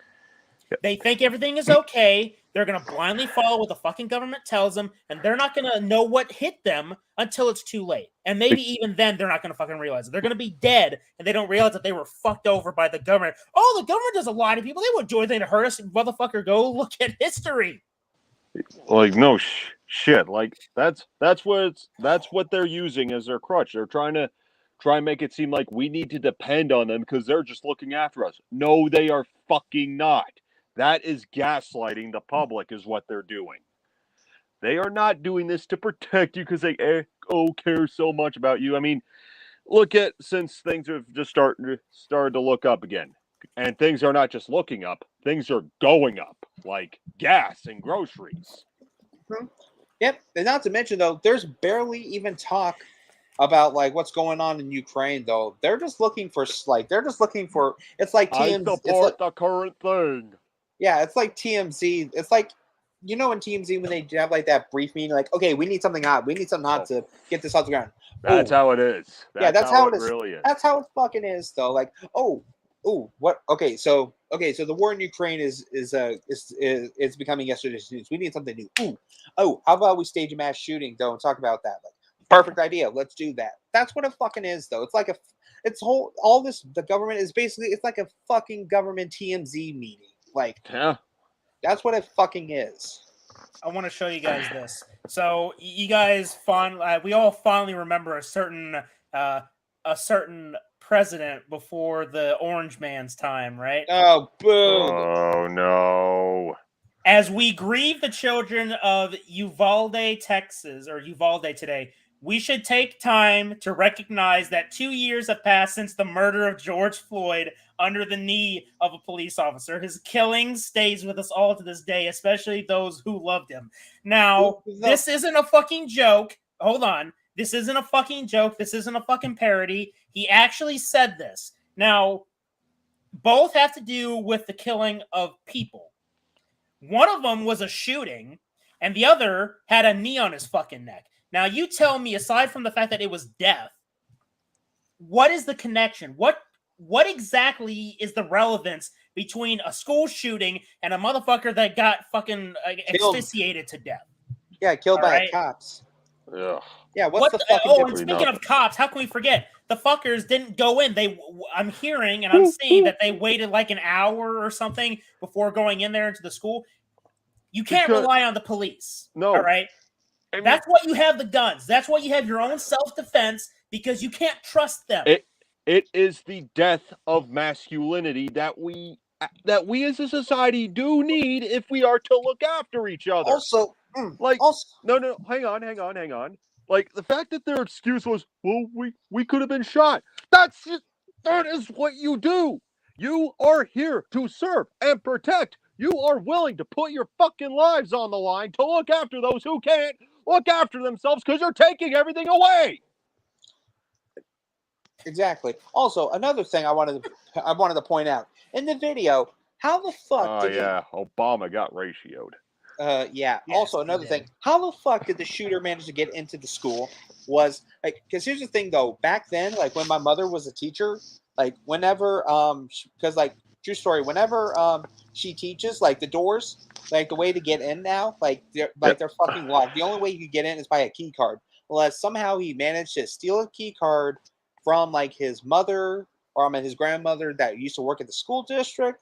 That's plausible, but somehow if you just if it wasn't closed all the way, they could have gone in. Don't they? Like, here's the thing though, when I was in 5th grade, because I think this was like during the time around the Virginia Tech massacre, they did like school shooting drills. What they do is they lock the fucking doors and we hide in the fucking corner, and that's what we do. But now, ever since Sandy Hook, there's been like these like PSA announcements or like PSA announcements. Like run, hide, or defend yourself. So basically, it's kind of sad though that someone could actually do that to a school full of little kids, though, which is really fucked up. Though I mean, like it would mostly like I just think that it just mostly happened in a high school or a middle school, but not a fucking elementary school. I mean, this is why you need to teach your kids early to run, hide, or fight. Yeah, but public schools nowadays, they're not concerned about that. I'll tell you what they're really concerned about now. We need to start teaching our children about exploring their sexual identities because that's much more important to them. Dude, that's listen. about as useful all right, look, as a hold spoon on. on a submarine. Look, I need to say this, all right, because this is something that, again, I'm not seeing from like this fucker right here. Gun violence is the #1 death of children in the U.S. There have been 27 school shootings this year, and it's only May. The GOP does nothing to stop it. Some men just want to watch the world burn. # gun reform now. Here's the thing, all right? And this is something that I have to make clear for anybody watching, okay? First of all, for at least here in the U.S., the two-party system is fucked, okay? The Republicans and Democrats, they're in bed with each other. They don't give a shit. They're all corrupt, all right? Let me just put that out there, okay? So, national disgrace, you're only blaming the GOP because Republican versus Democrat, the same bullshit. It's a fucking soap opera show. It's all just theater and theatrics and deception, okay? This fucker says gun reform now, okay? This sort of mindset is dangerous because you're not looking at the real cause of the issue. And you're also not looking at the fact that instead of we're trying to remove the guns, because this is something that I had in our intro tonight, okay? You have the war on drugs. You have all these laws on the books about drugs being fucking illegal, yet the shit is still getting out.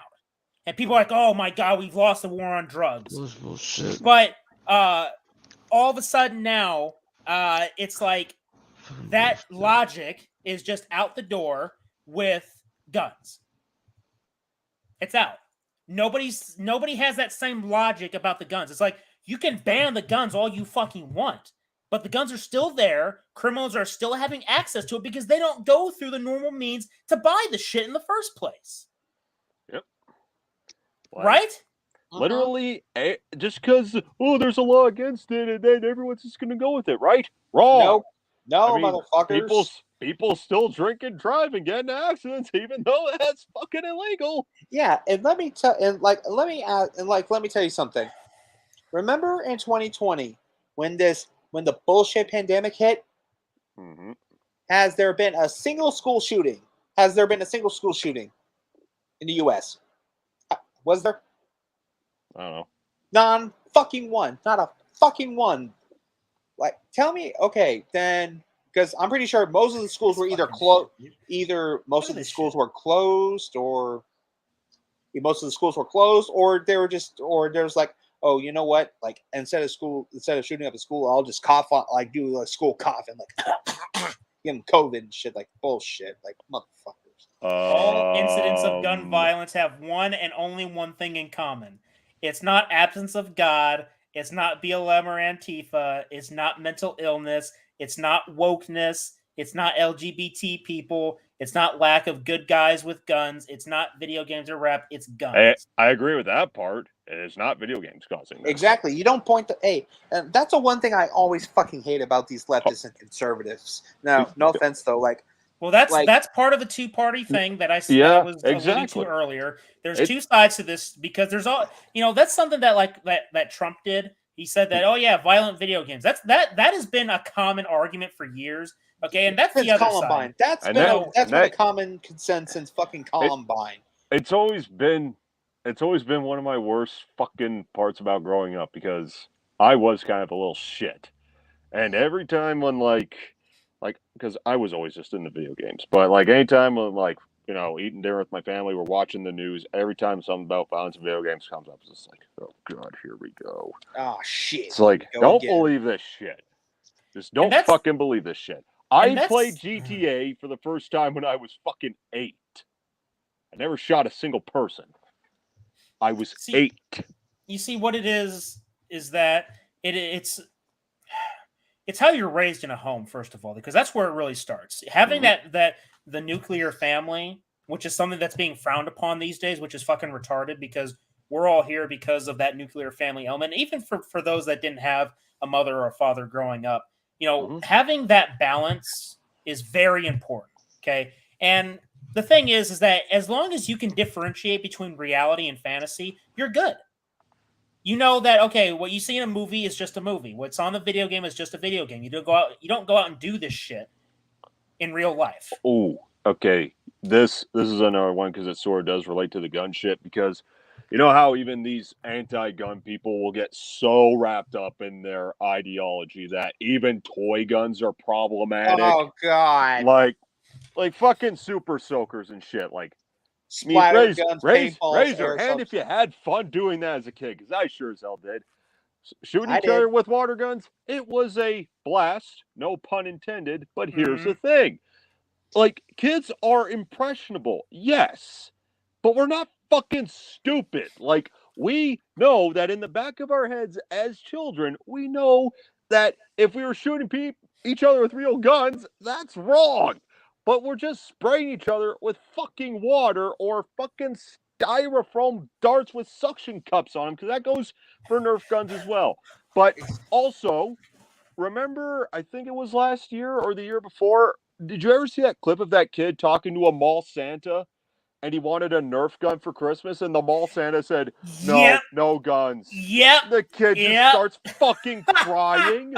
I wanted to just reach in, grab that motherfucker by his beard, and just pummel him. Like, I wanted to, like that. Yeah, you know, the fact that stomp his ass. that mall, they were kind of like, they felt bad. It's like, we'll send your kid one, we'll do that, and in the meantime, you're fired. Like, the fact that they fired that guy, it's like, good job. Like you don't good fucking job. Like, you don't take that kind of mentality to that extreme, because again, like, they are just toys. I mean, like, from everything from unless you make Nerf, him dangerous, though. Yeah, obviously. by putting a fucking thumbtack in the suction gun. Yeah, I know, but from shit like Nerf, fucking, I mean, or maybe Super Soaker. Hey, yeah, Super Soaker. What if you put fucking battery acid in one of those things? No, I think it would just. I think it would just melt the. I think it would just melt the plastic. Or if you put, or unless you put gasoline in there, or if you put gasoline in there and just attach a lighter to the end of it, you could turn it into a flamethrower. I mean, sure, maybe you can modify him to get more violent, but I don't think kids are smart enough to do something like that. Or they are smart enough to not do that. They're smart enough to not do that. They're fucking kids. They don't know how to do that. Or here's one you probably couldn't tweak at all, like the good old laser tag toys we used to get when we were kids. Oh yeah, you mean like turning into an actual blaster? Yeah. I want to like this whole banned toy gun shit too. I mean, the gets fact that they insane. try to get there, it's like, again, I must stress, kids are impressionable, but they're not that fucking stupid. As long as they're raised right. And again, exactly. We're not. This is again yet another subject that seems to be eluding a lot of these stupid people. Is that you're not considering the culture. Culture. I mean, dude, our series, the War on Pop Culture. There's a reason why it's a war. Okay, because it's not just mindless entertainment. It's not something that's trivial. That's something that, at least here in this country, that the conservative, Republicans, whatever you want to call them, that is the mistake that they made. They decided that entertainment was meaningless, trivial, and nothing to pay attention to. And as a result, it has affected our culture in many different ways, because our entertainment is fucked right now. It's full of propaganda. It's making people out to be fucking morons, because people are getting a lot of their morals from TV shows and movies, which is good and bad. Because here's the thing. in ancient times, we have all of these myths about gods. Okay, the gods of old have become the superheroes of today because a lot of people look up to superheroes, don't we? Yes. We take what we see in entertainment, we take certain aspects of it and apply it to ourselves. There's some positivity to it. Okay, I'll give you an example. Luke Skywalker, modern day hero. He was us. He was the young boy that wanted to go out into the world and experience life and become, be a part of something bigger. And he inspired us that, you could take someone someone that's so evil, yet you still have the love to bring them back from that darkness and bring them into the light. You know how positive that is? It's very powerful. Having that camaraderie with your friends, Leia, Han, Chewie, C-3PO, Lando, R2, all these characters and the bond that they all shared in their common fight against the Empire. You know how inspiring that fucking is? That is inspiring as hell. Okay? Those are positives that can be taken away from these movies and TV shows. The modern day myths and legends, like they were back in the old days. Okay? Oh, yeah. And because all of that entertainment has now gone to shit, you can see how it's becoming problematic for people. Okay, It's not just movies. It really isn't. People used to say, "Oh, it's just a movie. Don't worry about it." It's not how it is anymore. It's not, because we are so obsessed with or so attached to the technology and the access to media. Look how much it's affected us. Look, I mean, fucking TikTok, social media. I mean, it's a nightmare, but it's also a blessing because you can reach more people that way, at least. Like this here is the big blessing. Yes. Doing shit like this, what we're doing. Absolutely. Yep. And so you can see the problem when you have some of these idiots. Okay, this person says, if I see one more evangelical suggest that everyone should homeschool their kids as an answer to gun violence without any acknowledgement of how privileged that is, I'll scream. Here's the sheltered. Here's the thing. Okay, a lot of people, especially back when I was like in middle school, they shunned the idea of homeschooling. Now, me personally, because the school system is fucked anyway, because it's an indoctrination camp, honestly, homeschooling would be more preferable because at least you have more control of what your kids are being educated on. Exactly. Luckily for me, I had good parents that taught me about the real shit. So when I went to school and I was hearing the bullshit, it's like, like the teacher's like, "Hey, Caleb, what do you think about this?" I'll just repeat what the teacher said. Be a good little student. But in the back, I'm like, "Yeah, fuck you, bitch." Yeah. Because literally, I have to be like that because these people, whether they realize it or not, they are indoctrinating kids. That's a whole nother rabbit hole. The point is that this idea about taking away the guns, taking away the right to self-defense, it goes against a lot of what I was taught and what many people were taught about the importance of knowing your rights as an individual human and your right to defend yourself as a human being. Okay. And what I'm not seeing is arming. If you're going to have your kids go to school, all right, you do you. But you know what? Why aren't you talking about arming the staff? Why aren't you talking about having more people armed to the teeth so that if a stupid motherfucker comes in with a gun, there's going to be a dozen more people with guns ready to take his ass out? Why aren't we having that? It reminds me. Yeah, have you ever watched It's Always Sunny in Philadelphia? I haven't. I've only heard the memes of it, like my Magnum dog. There is this episode where they kind of talk about the problem with guns, where like, okay, two of them think that guns should be taken off streets. The other two think, no, they should be kept. And by the end, there's a whole fucking switch of ideologies. It's pretty funny shit. Mm-hmm. But there's a point where two of them go to a gun convention, right? And they want to buy one, but the guy is overcharging them. And so he's like, "Oh, well, look at me. I'm a crazy guy with a gun. What are you going to do?" And everyone just draws this. Put it away, or you're fucking down. Like, it's a funny moment, but again, it's a situation like that where it's like, it's absolutely true. If it's in the hands of people who know how to fucking follow the goddamn law and use common sense, that is a good thing. Yes. It's a matter of who the person is. It's not, oh, the gun kills. No, it doesn't. Like, I'm not just gonna sit here and be like, "Hey, gun, shoot me." Come on. yeah, that would be fire away. Come on. Yeah, and not to mention though that fun like. Let me tell you. Just really quick. What's going on, Doomsday Cryptic? Good to see you, man. Glad you're here. Hope you're having a good night. Okay. Also, another We sure are. Yep. So when I was still in high school, like when I was in high school, and we were doing and I was doing like a 1 year, like my senior year, I was doing a physical education because you are required to do like 1 year of physical education. So when we were doing weightlifting, because there was this area like where it had like weightlifting equipment, like bench presses, stuff like that. And guess what I noticed on the brick wall? Guess what it said? What's that? What? Because it said shooting gallery. And yeah, and shit you not, back in the days, they actually had some school, like a whole bunch of schools had shooting ranges. I know, isn't that weird? Nice. I know. Like in my old school, like we had a shooting range, but it was converted into like a weightlifting class. I mean, like that's fucking stupid though. And like, and you know what? It's another thing though. We don't have anything that shoots though. We don't have an archery class. We don't have a rifle class. We don't have any of those things. The only thing close to rifle classes are fucking JROTC. And the only things they could shoot are either their fucking mouths off to the NCOs, and not to mention fucking twirling rifles and shit, though. Like the fucking M1903s, those are just fucking training rifles. But, like, and here's another thing, though. Apart from arming staff, though, like, I think that, like, because, like, I think that some teachers should have the right to defend themselves and their students, though. Like, and you know it's very what's the word hypocritical. The only people that are allowed to have themselves armed are fucking resource officers. They don't fucking count. If it's just one person, no, just one, like either one or two people.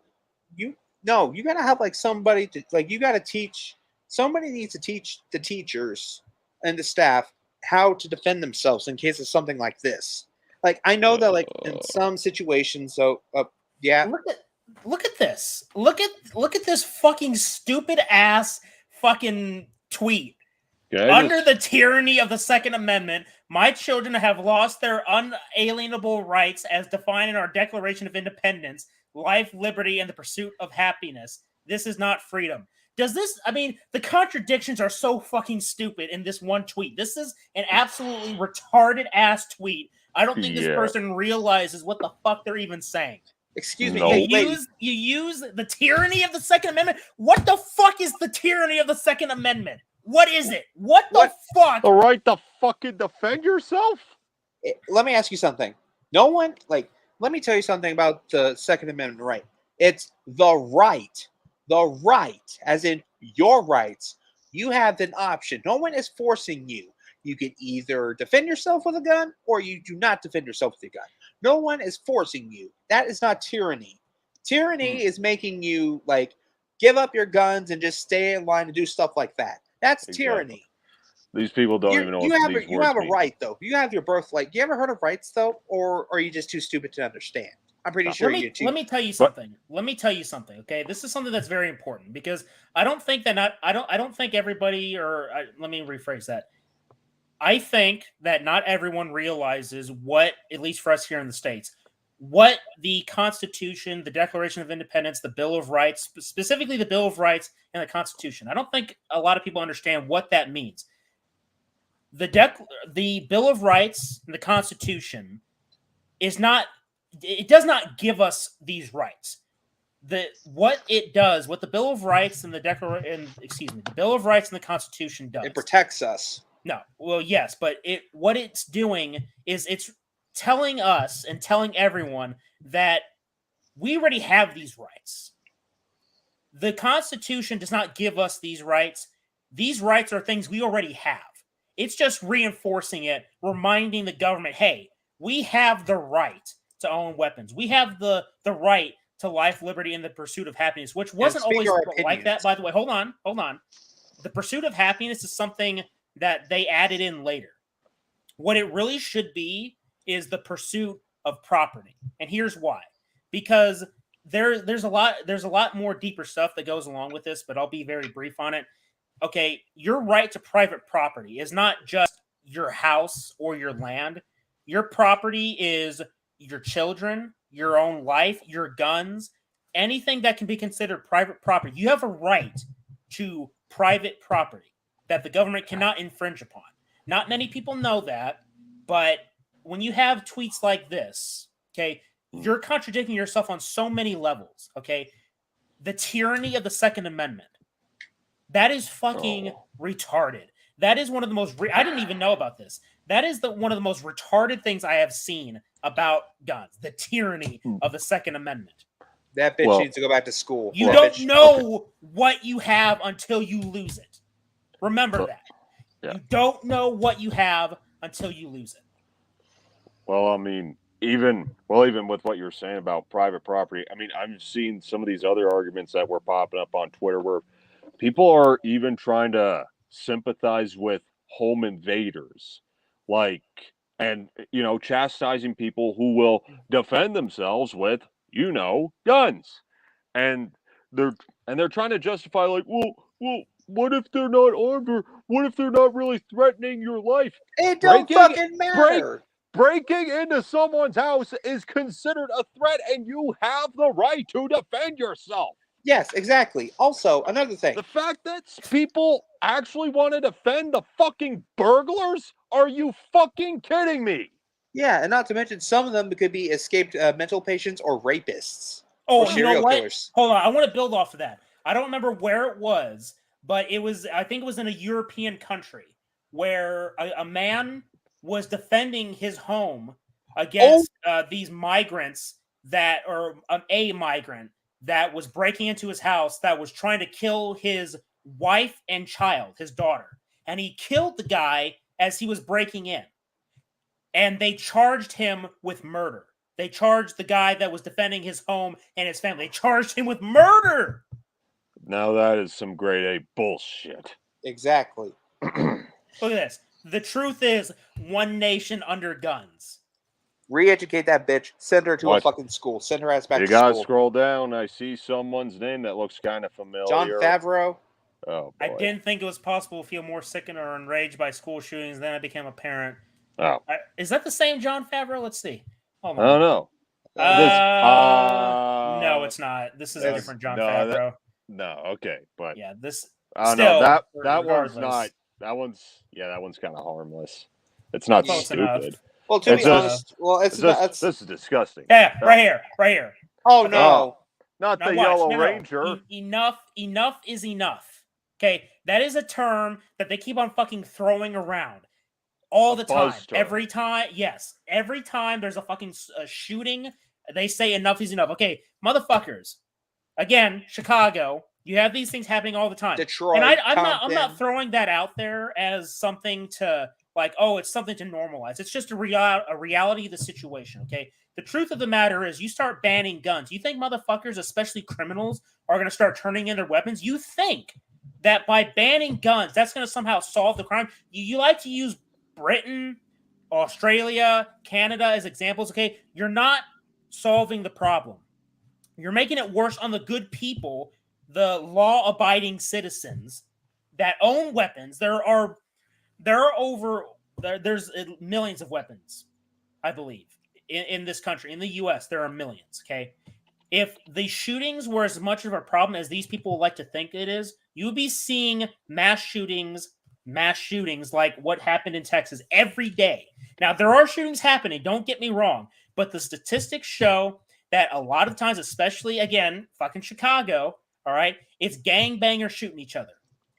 All right, criminals firing at each other, and the weapon of choice, it's not the fucking AR-15. A lot of the homicides are being done with pistols and shotguns. Now, if you want to look at the pistols, it makes a lot of sense. You know why? Because you can conceal the fucker pretty easily. If it's a pistol, you can conceal it. It's a lot fucking easier. But they think that raising the age for buying a rifle to 21 is going to solve a fucking problem. You think that banning the gun is going to solve the problem because it clearly worked with banning drugs, right? The war on drugs, right? Oh, even underage drinking.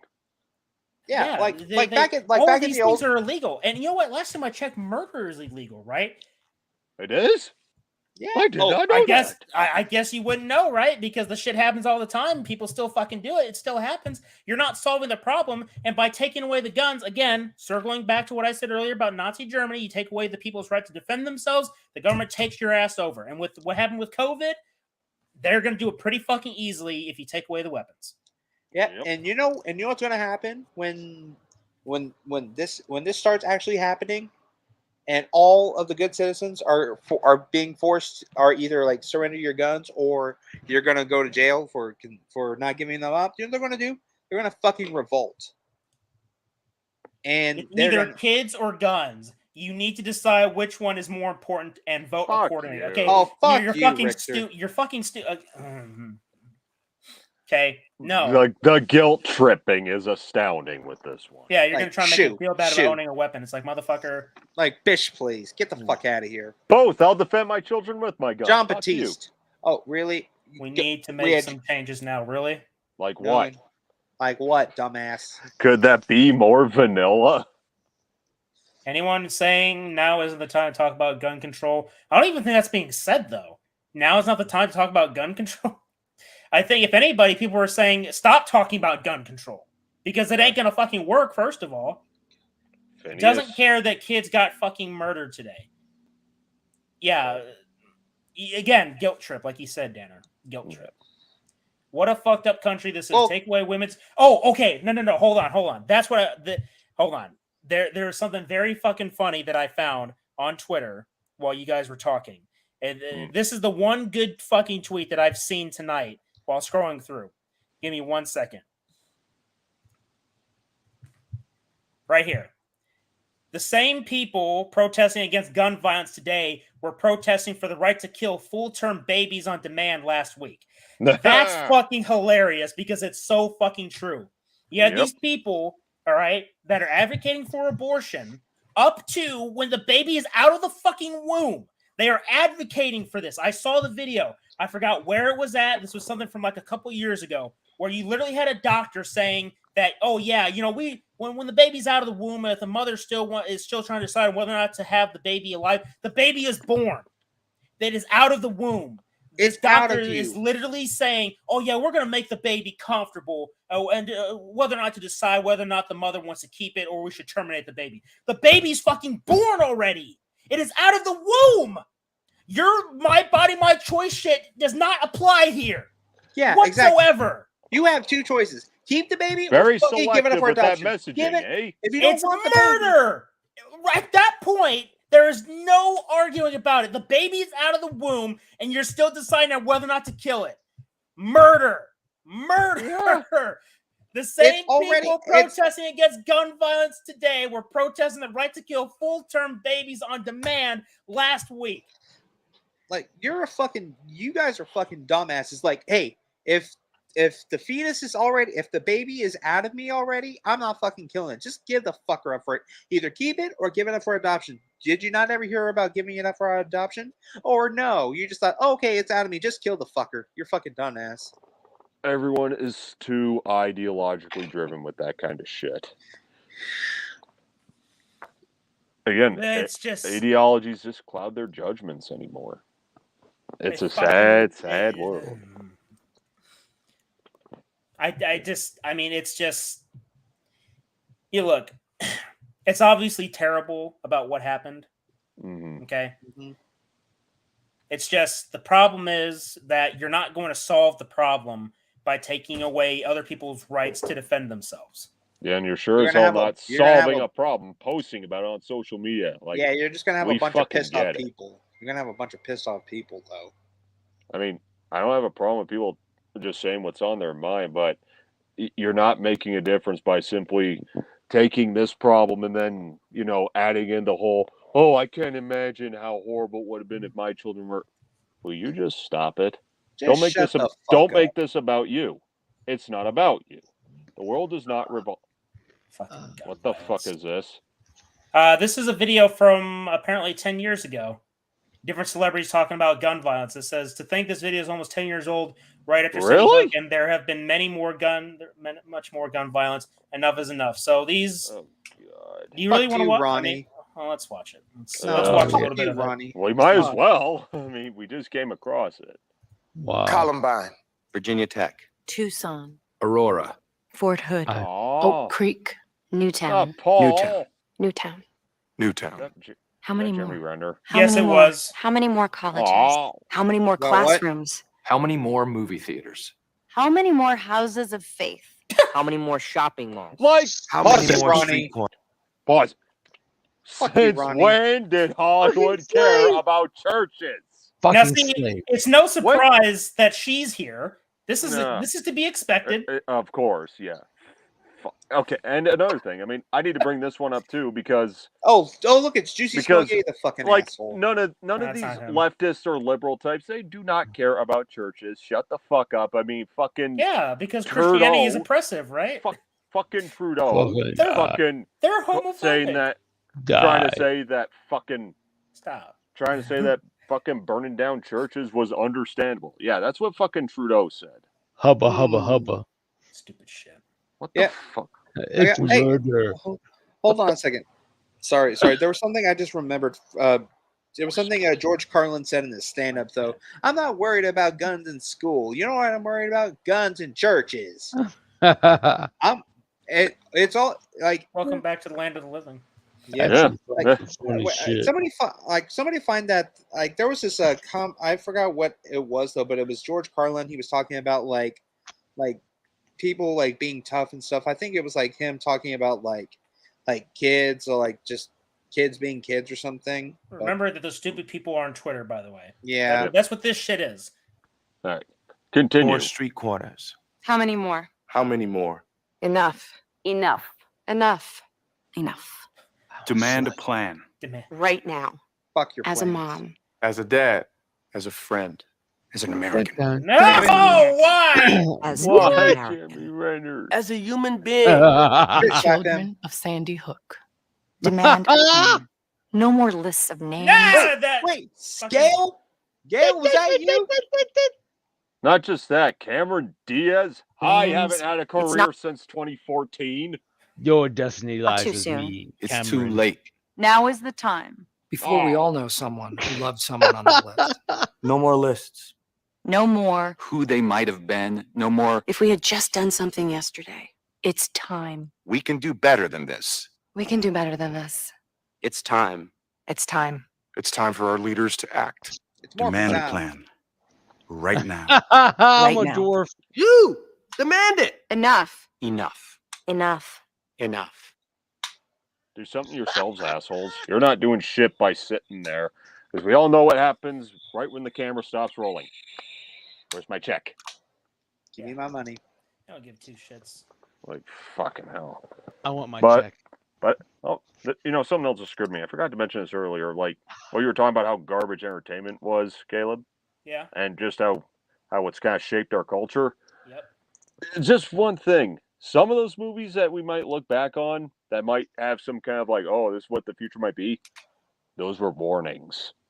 Yeah. They Like, were. have you ever, like, if a good example would be the movie Idiocracy. I've never seen that movie. I need to see it. Idiocracy. Ooh, you got to see it. And, like, Back to the it's- Future. Like, well, no, Idiocracy is one of the best examples because it is a comedy and it was made by Mike Judge. And, like, You he's were got some of the gold. most clever writing when it comes to this kind of shit. But if you watch something like Idiocracy, like, it's like, holy shit, we can actually end up here.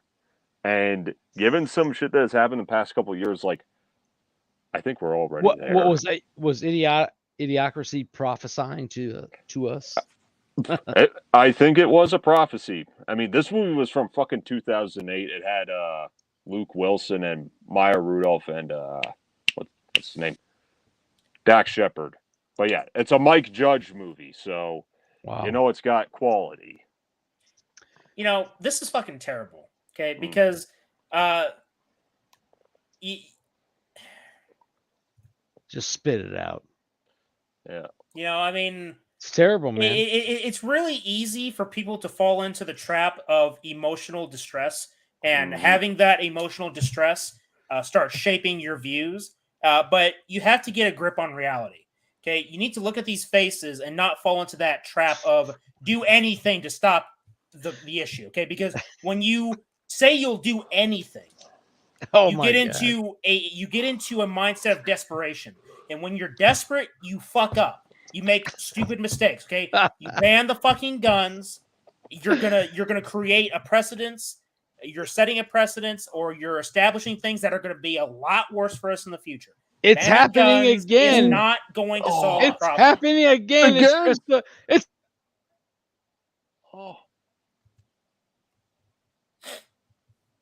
So, it's happening again. It's Crystal Lake. Oh wow! But again, another good example. It just shows that does demonstrate just how sometimes guns are necessary. Remember Family Guy in that episode where it turned out to be a dream because it was like parodying some other TV show's ending or some shit where they start the new Quahog after Armageddon Y2K. And then they burn all the guns, and all the stewy octopi are just fucking swarming. Everyone's like, "Get the guns!" But they're on fire now. They can't use them. You got to defend yourself with something. It's not going to be words. Yeah, but I'll tell you what, though. When the shit happens, I ain't turning my fucking guns in. Fuck them.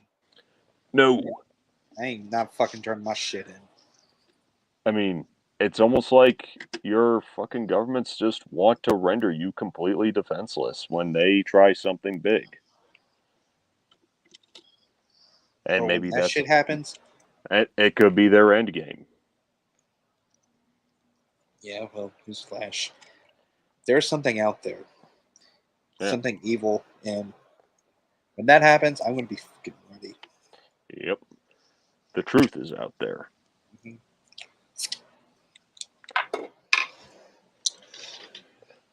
Now, where the heck did Caleb go? Where did he?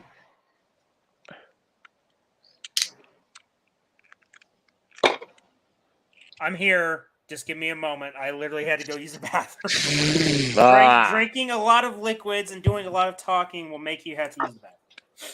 That's true. We're good. All right. Yeah, you're absolutely right. See, the thing is that first of all, that episode of Family Guy was absolutely hilarious, and it's true though. It's true because you take away the weapons, and I've already said this, but we got to reiterate the point. You take away the guns, it's not going to solve the problem at all. You're just going to perpetuate the issue, and you're as I said earlier, you should have had the teachers, you should have had the school staff armed. Have them fuckers armed to the teeth so that if a stupid motherfucker with a gun shows up, they're going to get whacked very quickly. Can I speak on this? Yes. 1983, Gary, Indiana, in a middle school called Bailey Middle School, everybody was shocked when somebody was shot dead in the hallway and it never made the news. Why? It was a black neighborhood outside of Chicago and nobody was interested. We had metal detectors at our school. Kid was shot dead. Nobody knew about it. It's old news because back then, in those days, the inner city did not matter on the news, the national news in our country. And guess what? It just wasn't our neighborhood. It wasn't just my middle school that I was going to. It just wasn't the city that I lived in. It was all over the country. There you go. Yeah. You know what that means?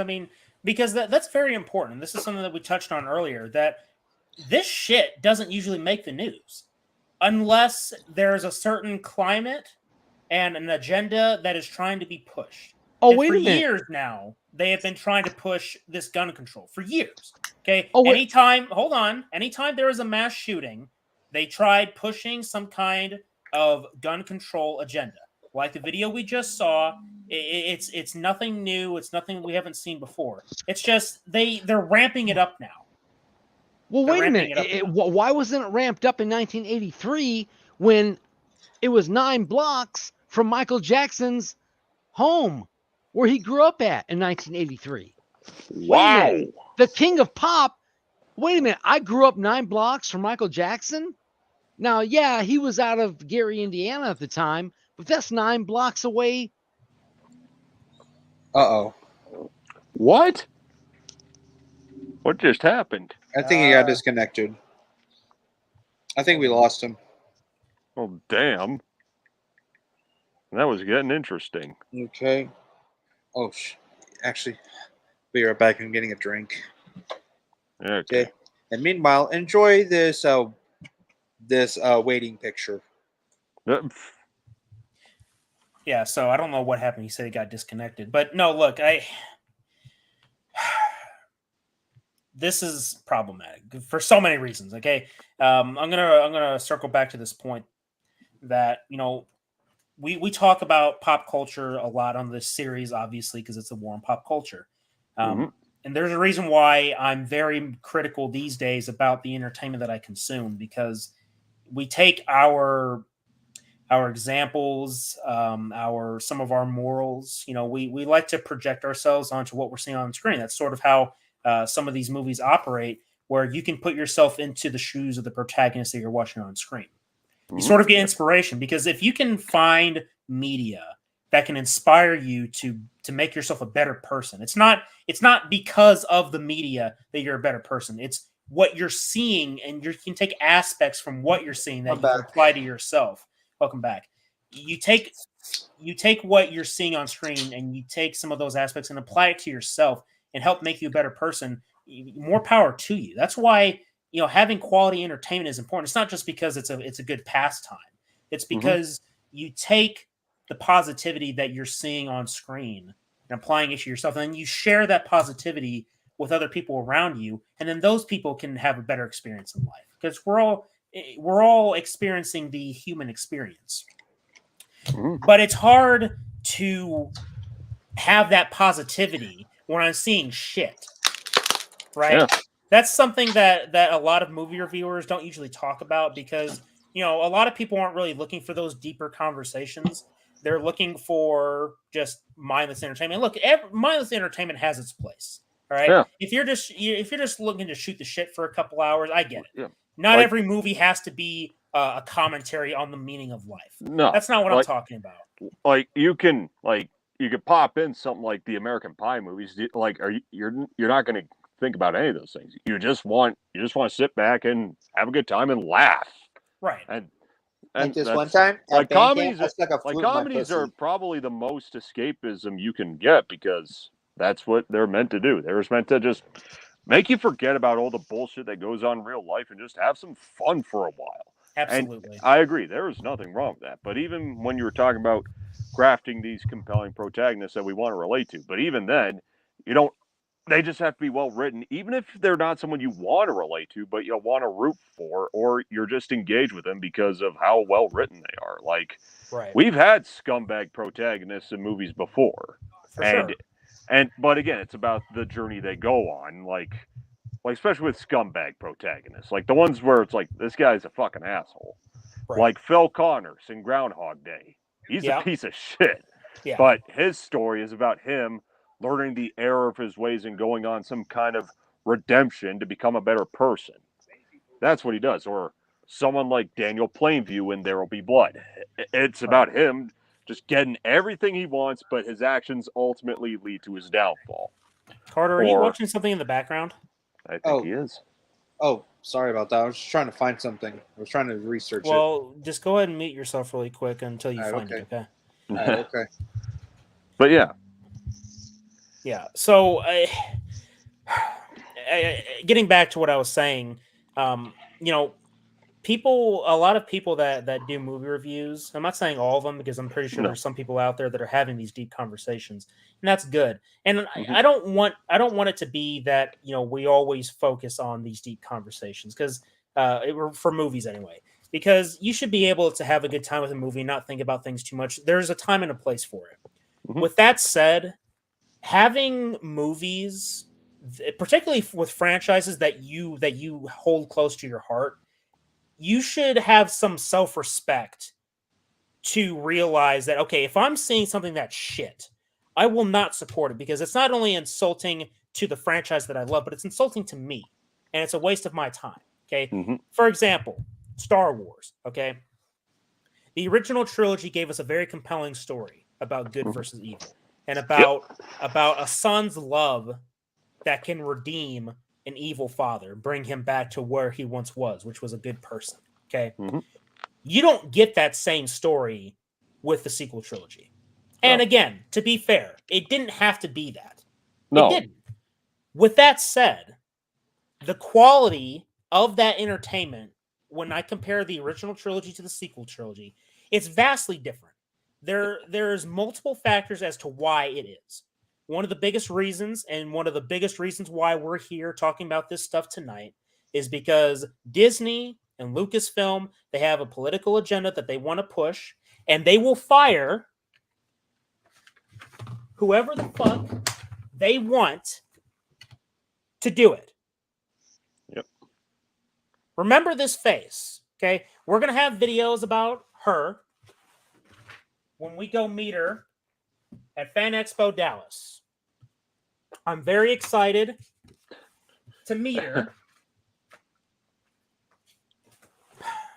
You'll have to fix that later. But yeah. The firing of Gina Carano was a very clear message being sent to people like us. And that's something that we all have to understand. It was a message being sent that you and your political beliefs, your moral values as a human being are not welcome here. That is why you need to dump these fuckers. Let them go, let them die, because they will die off. They will fade into obscurity when people have eventually had enough. When their pandering to political bullshit is over, when it doesn't work anymore, these people are going to be looking to get us back. That's why I said earlier that when Disney decides to, when Netflix decides to pander and say, oh, we're taking a starch stance against the wokeness, if that's how they said it, or if they're alluding to that, do not give them asylum. Don't let them do the shit because they don't deserve it. Nope. You're absolutely right. But even when it comes to the entertainment itself, like with what the movies they've produced with the sequel trilogy, like it's not just the political agenda, it's just that the stories were just so mediocre at best. And yet people are defending the shit. And a lot of it was just rinse repeat of what that's already worked before, but just done better in the original trilogy. And like even when they try and do the whole relation from the hero to villain, like the difference is night and day. Like, do we really give a shit that Rey is Palpatine's granddaughter? No. I clearly don't give a fuck. No, but what also made it worse, because characters got to have their emotions, because we as humans have emotions. We are invested in these characters. Like, we're invested with Luke, and we're feeling the shock and kind of sadness that he feels when he realizes that this evil man is his father. Like, he's just full of emotion. Right. And it shows in his performance, too, but like, he's fucking teary-eyed, he's screaming, and with Rey learning that she's Palpatine's granddaughter, it's just, there's nothing there. Like, she doesn't say anything. It's just, what? Okay. I guess I'm a Palpatine. Yeah, exactly. Oh, so it was George Carlin on Children. The link is in the. Okay, that's what you want me to play. Yeah. And okay. It explains that. Is this relevant to the topic, or is this just like a random funny thing? It's relevant to the topic we were talking about. All right, we got T-Com back in. Hey, welcome back. Hey. There's a time. Go. Can you hear us? Okay.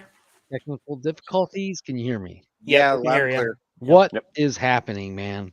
Okay. I don't know, man. All right, so we're gonna check out this video that Carter wants us to watch. Yeah, there's a timestamp on it though. Here's another example of overprotection.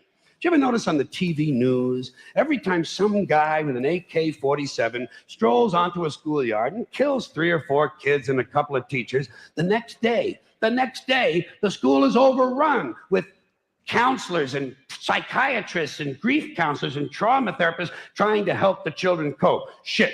When I was in school, someone came to our school and killed 3 or 4 of us. We went right on with our arithmetic. Yep. No fucking doubt. It's -4 equals 31. We were tough. I say if kids can handle the violence at home, they ought to be able to handle the violence in school. Bingo. I'm not worried about guns in school. You know what I'm waiting for? Guns in church. That's going to be a lot of fun. And it'll happen. You watch. Some nut will go fucking ape shit in the church, and they'll refer to him as a disgruntled worshiper. And you know what's weird? I think he predicted the future. He predicted the future. No shit, Sherlock. Yeah, like that. He's a prophet. Yep, he's a fucking prophet, though. And Dude, his point. What was his point, Carter? He was telling the truth, man. That's the shit that was going on back in the day, and now the media has picked it up because they're pushing an agenda. In this case, it's take your guns, sit down, shut your ass up. It's over. Yeah, exactly. Meanwhile, back at the ranch. Yeah. That's well tonight. Yeah, I mean, yeah. Tonight has been very interesting, and I actually want to, in future episodes, I want to come back onto this point because it's something that we usually don't talk about. Not many people talk about, and I would love to bring on other people that might have seen this or considered, or maybe not have even considered it. But because when we sit here and we talk about movies and TV shows and other forms of media that we, as a favorite pastime or things that we enjoy. It's good and it's normal to enjoy it and laugh at certain things. At the same time, being able to review it and actually talk about the meaning of certain things, it really does enrich your enjoyment and understanding of a film to understand, okay, what were they trying to say in this particular scene? It may seem a little trivial to some. With that said, it's not, at least not for us, at least for me. Me personally, I would say that being able to analyze what was meant by certain lines is very important because, at the end of the day, we're all humans. And, we sort of pour ourselves out whenever we make the different things that we make. The problem is that a lot of movies, not every movie, obviously, but a lot of movies, especially ones being made by Hollywood today, they lack the soul.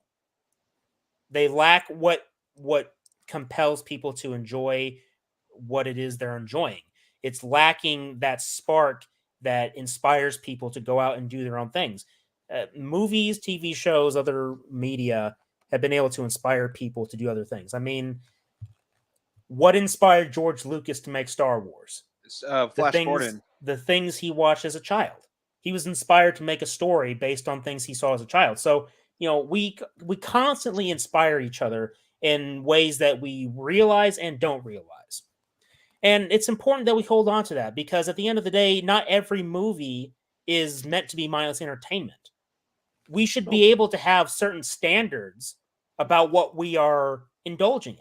Yes. Like we said earlier, not every movie or TV show has to be the deep meaning.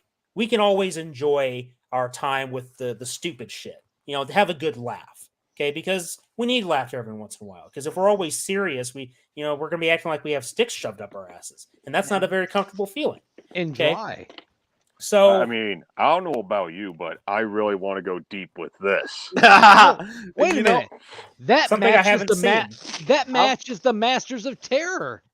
Yeah. No, actually, the only difference between that is that the skull and crossbones on that is basically skull and cross crutches, just crutches. Yep. Better than crotches.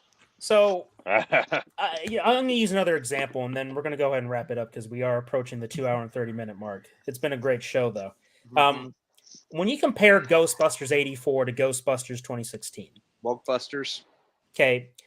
On the one hand, you have a comedy that at the same time inspires a sense of brotherhood watching out for each other, teaming up to take on a greater evil, save the girl, the damsel in distress. I know that a lot of people find that to be like a stereotype that's negative or whatever, but it's like, shut the fuck up, first of all. It served its purpose. It gave the fucking plot stakes, unlike the remake. There were no stakes. Yeah.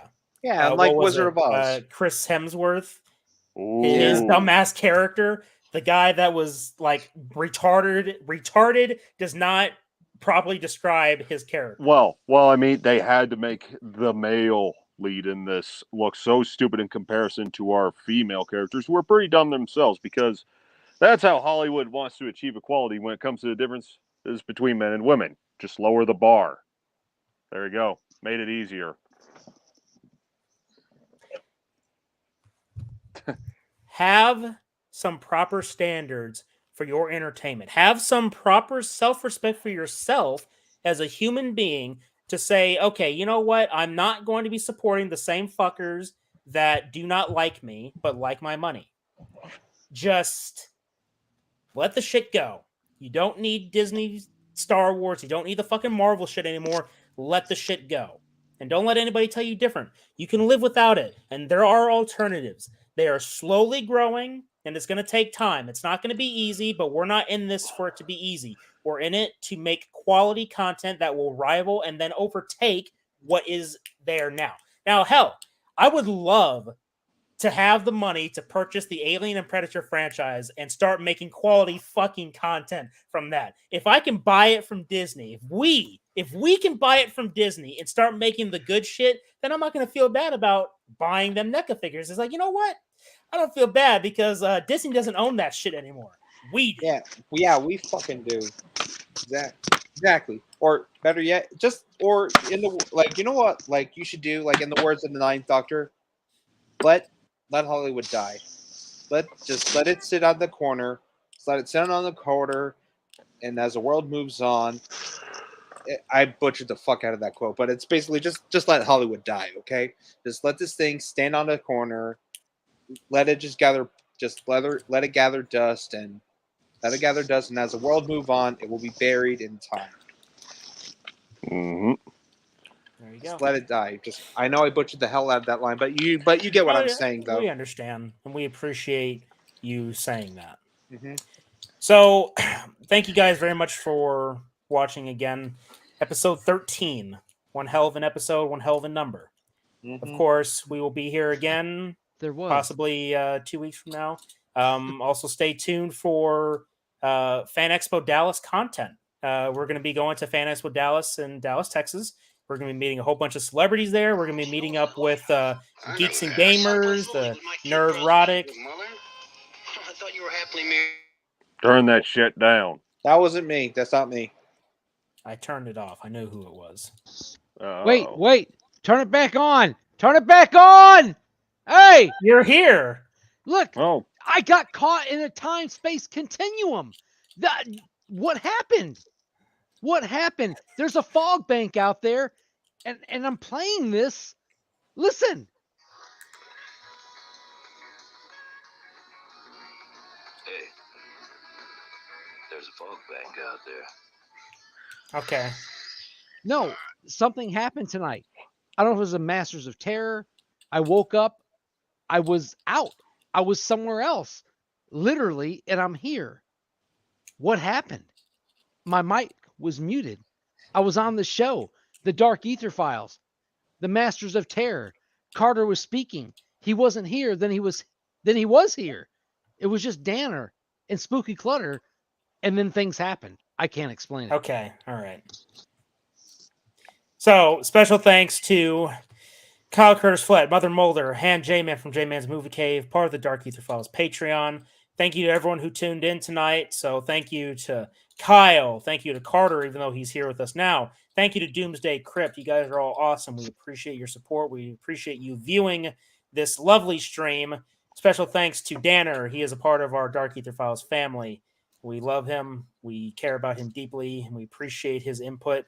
Carter, we appreciate your input. T-Con, we appreciate your input as well, even if you did fall asleep halfway through the show. The peach tree was split in half by lightning. I don't get it. In the front yard. What happened? And so, with that all being said, thank you guys very much for watching, listening, and supporting. And as always, my fellow investigators, remember that the entertainment is out there. I'm Special Agent Spooky Clutter. I'm Special Agent Carter Sauce. Special Agent Dr. Richtofen. And until next time, fellow investigators, remember, the entertainment is out there.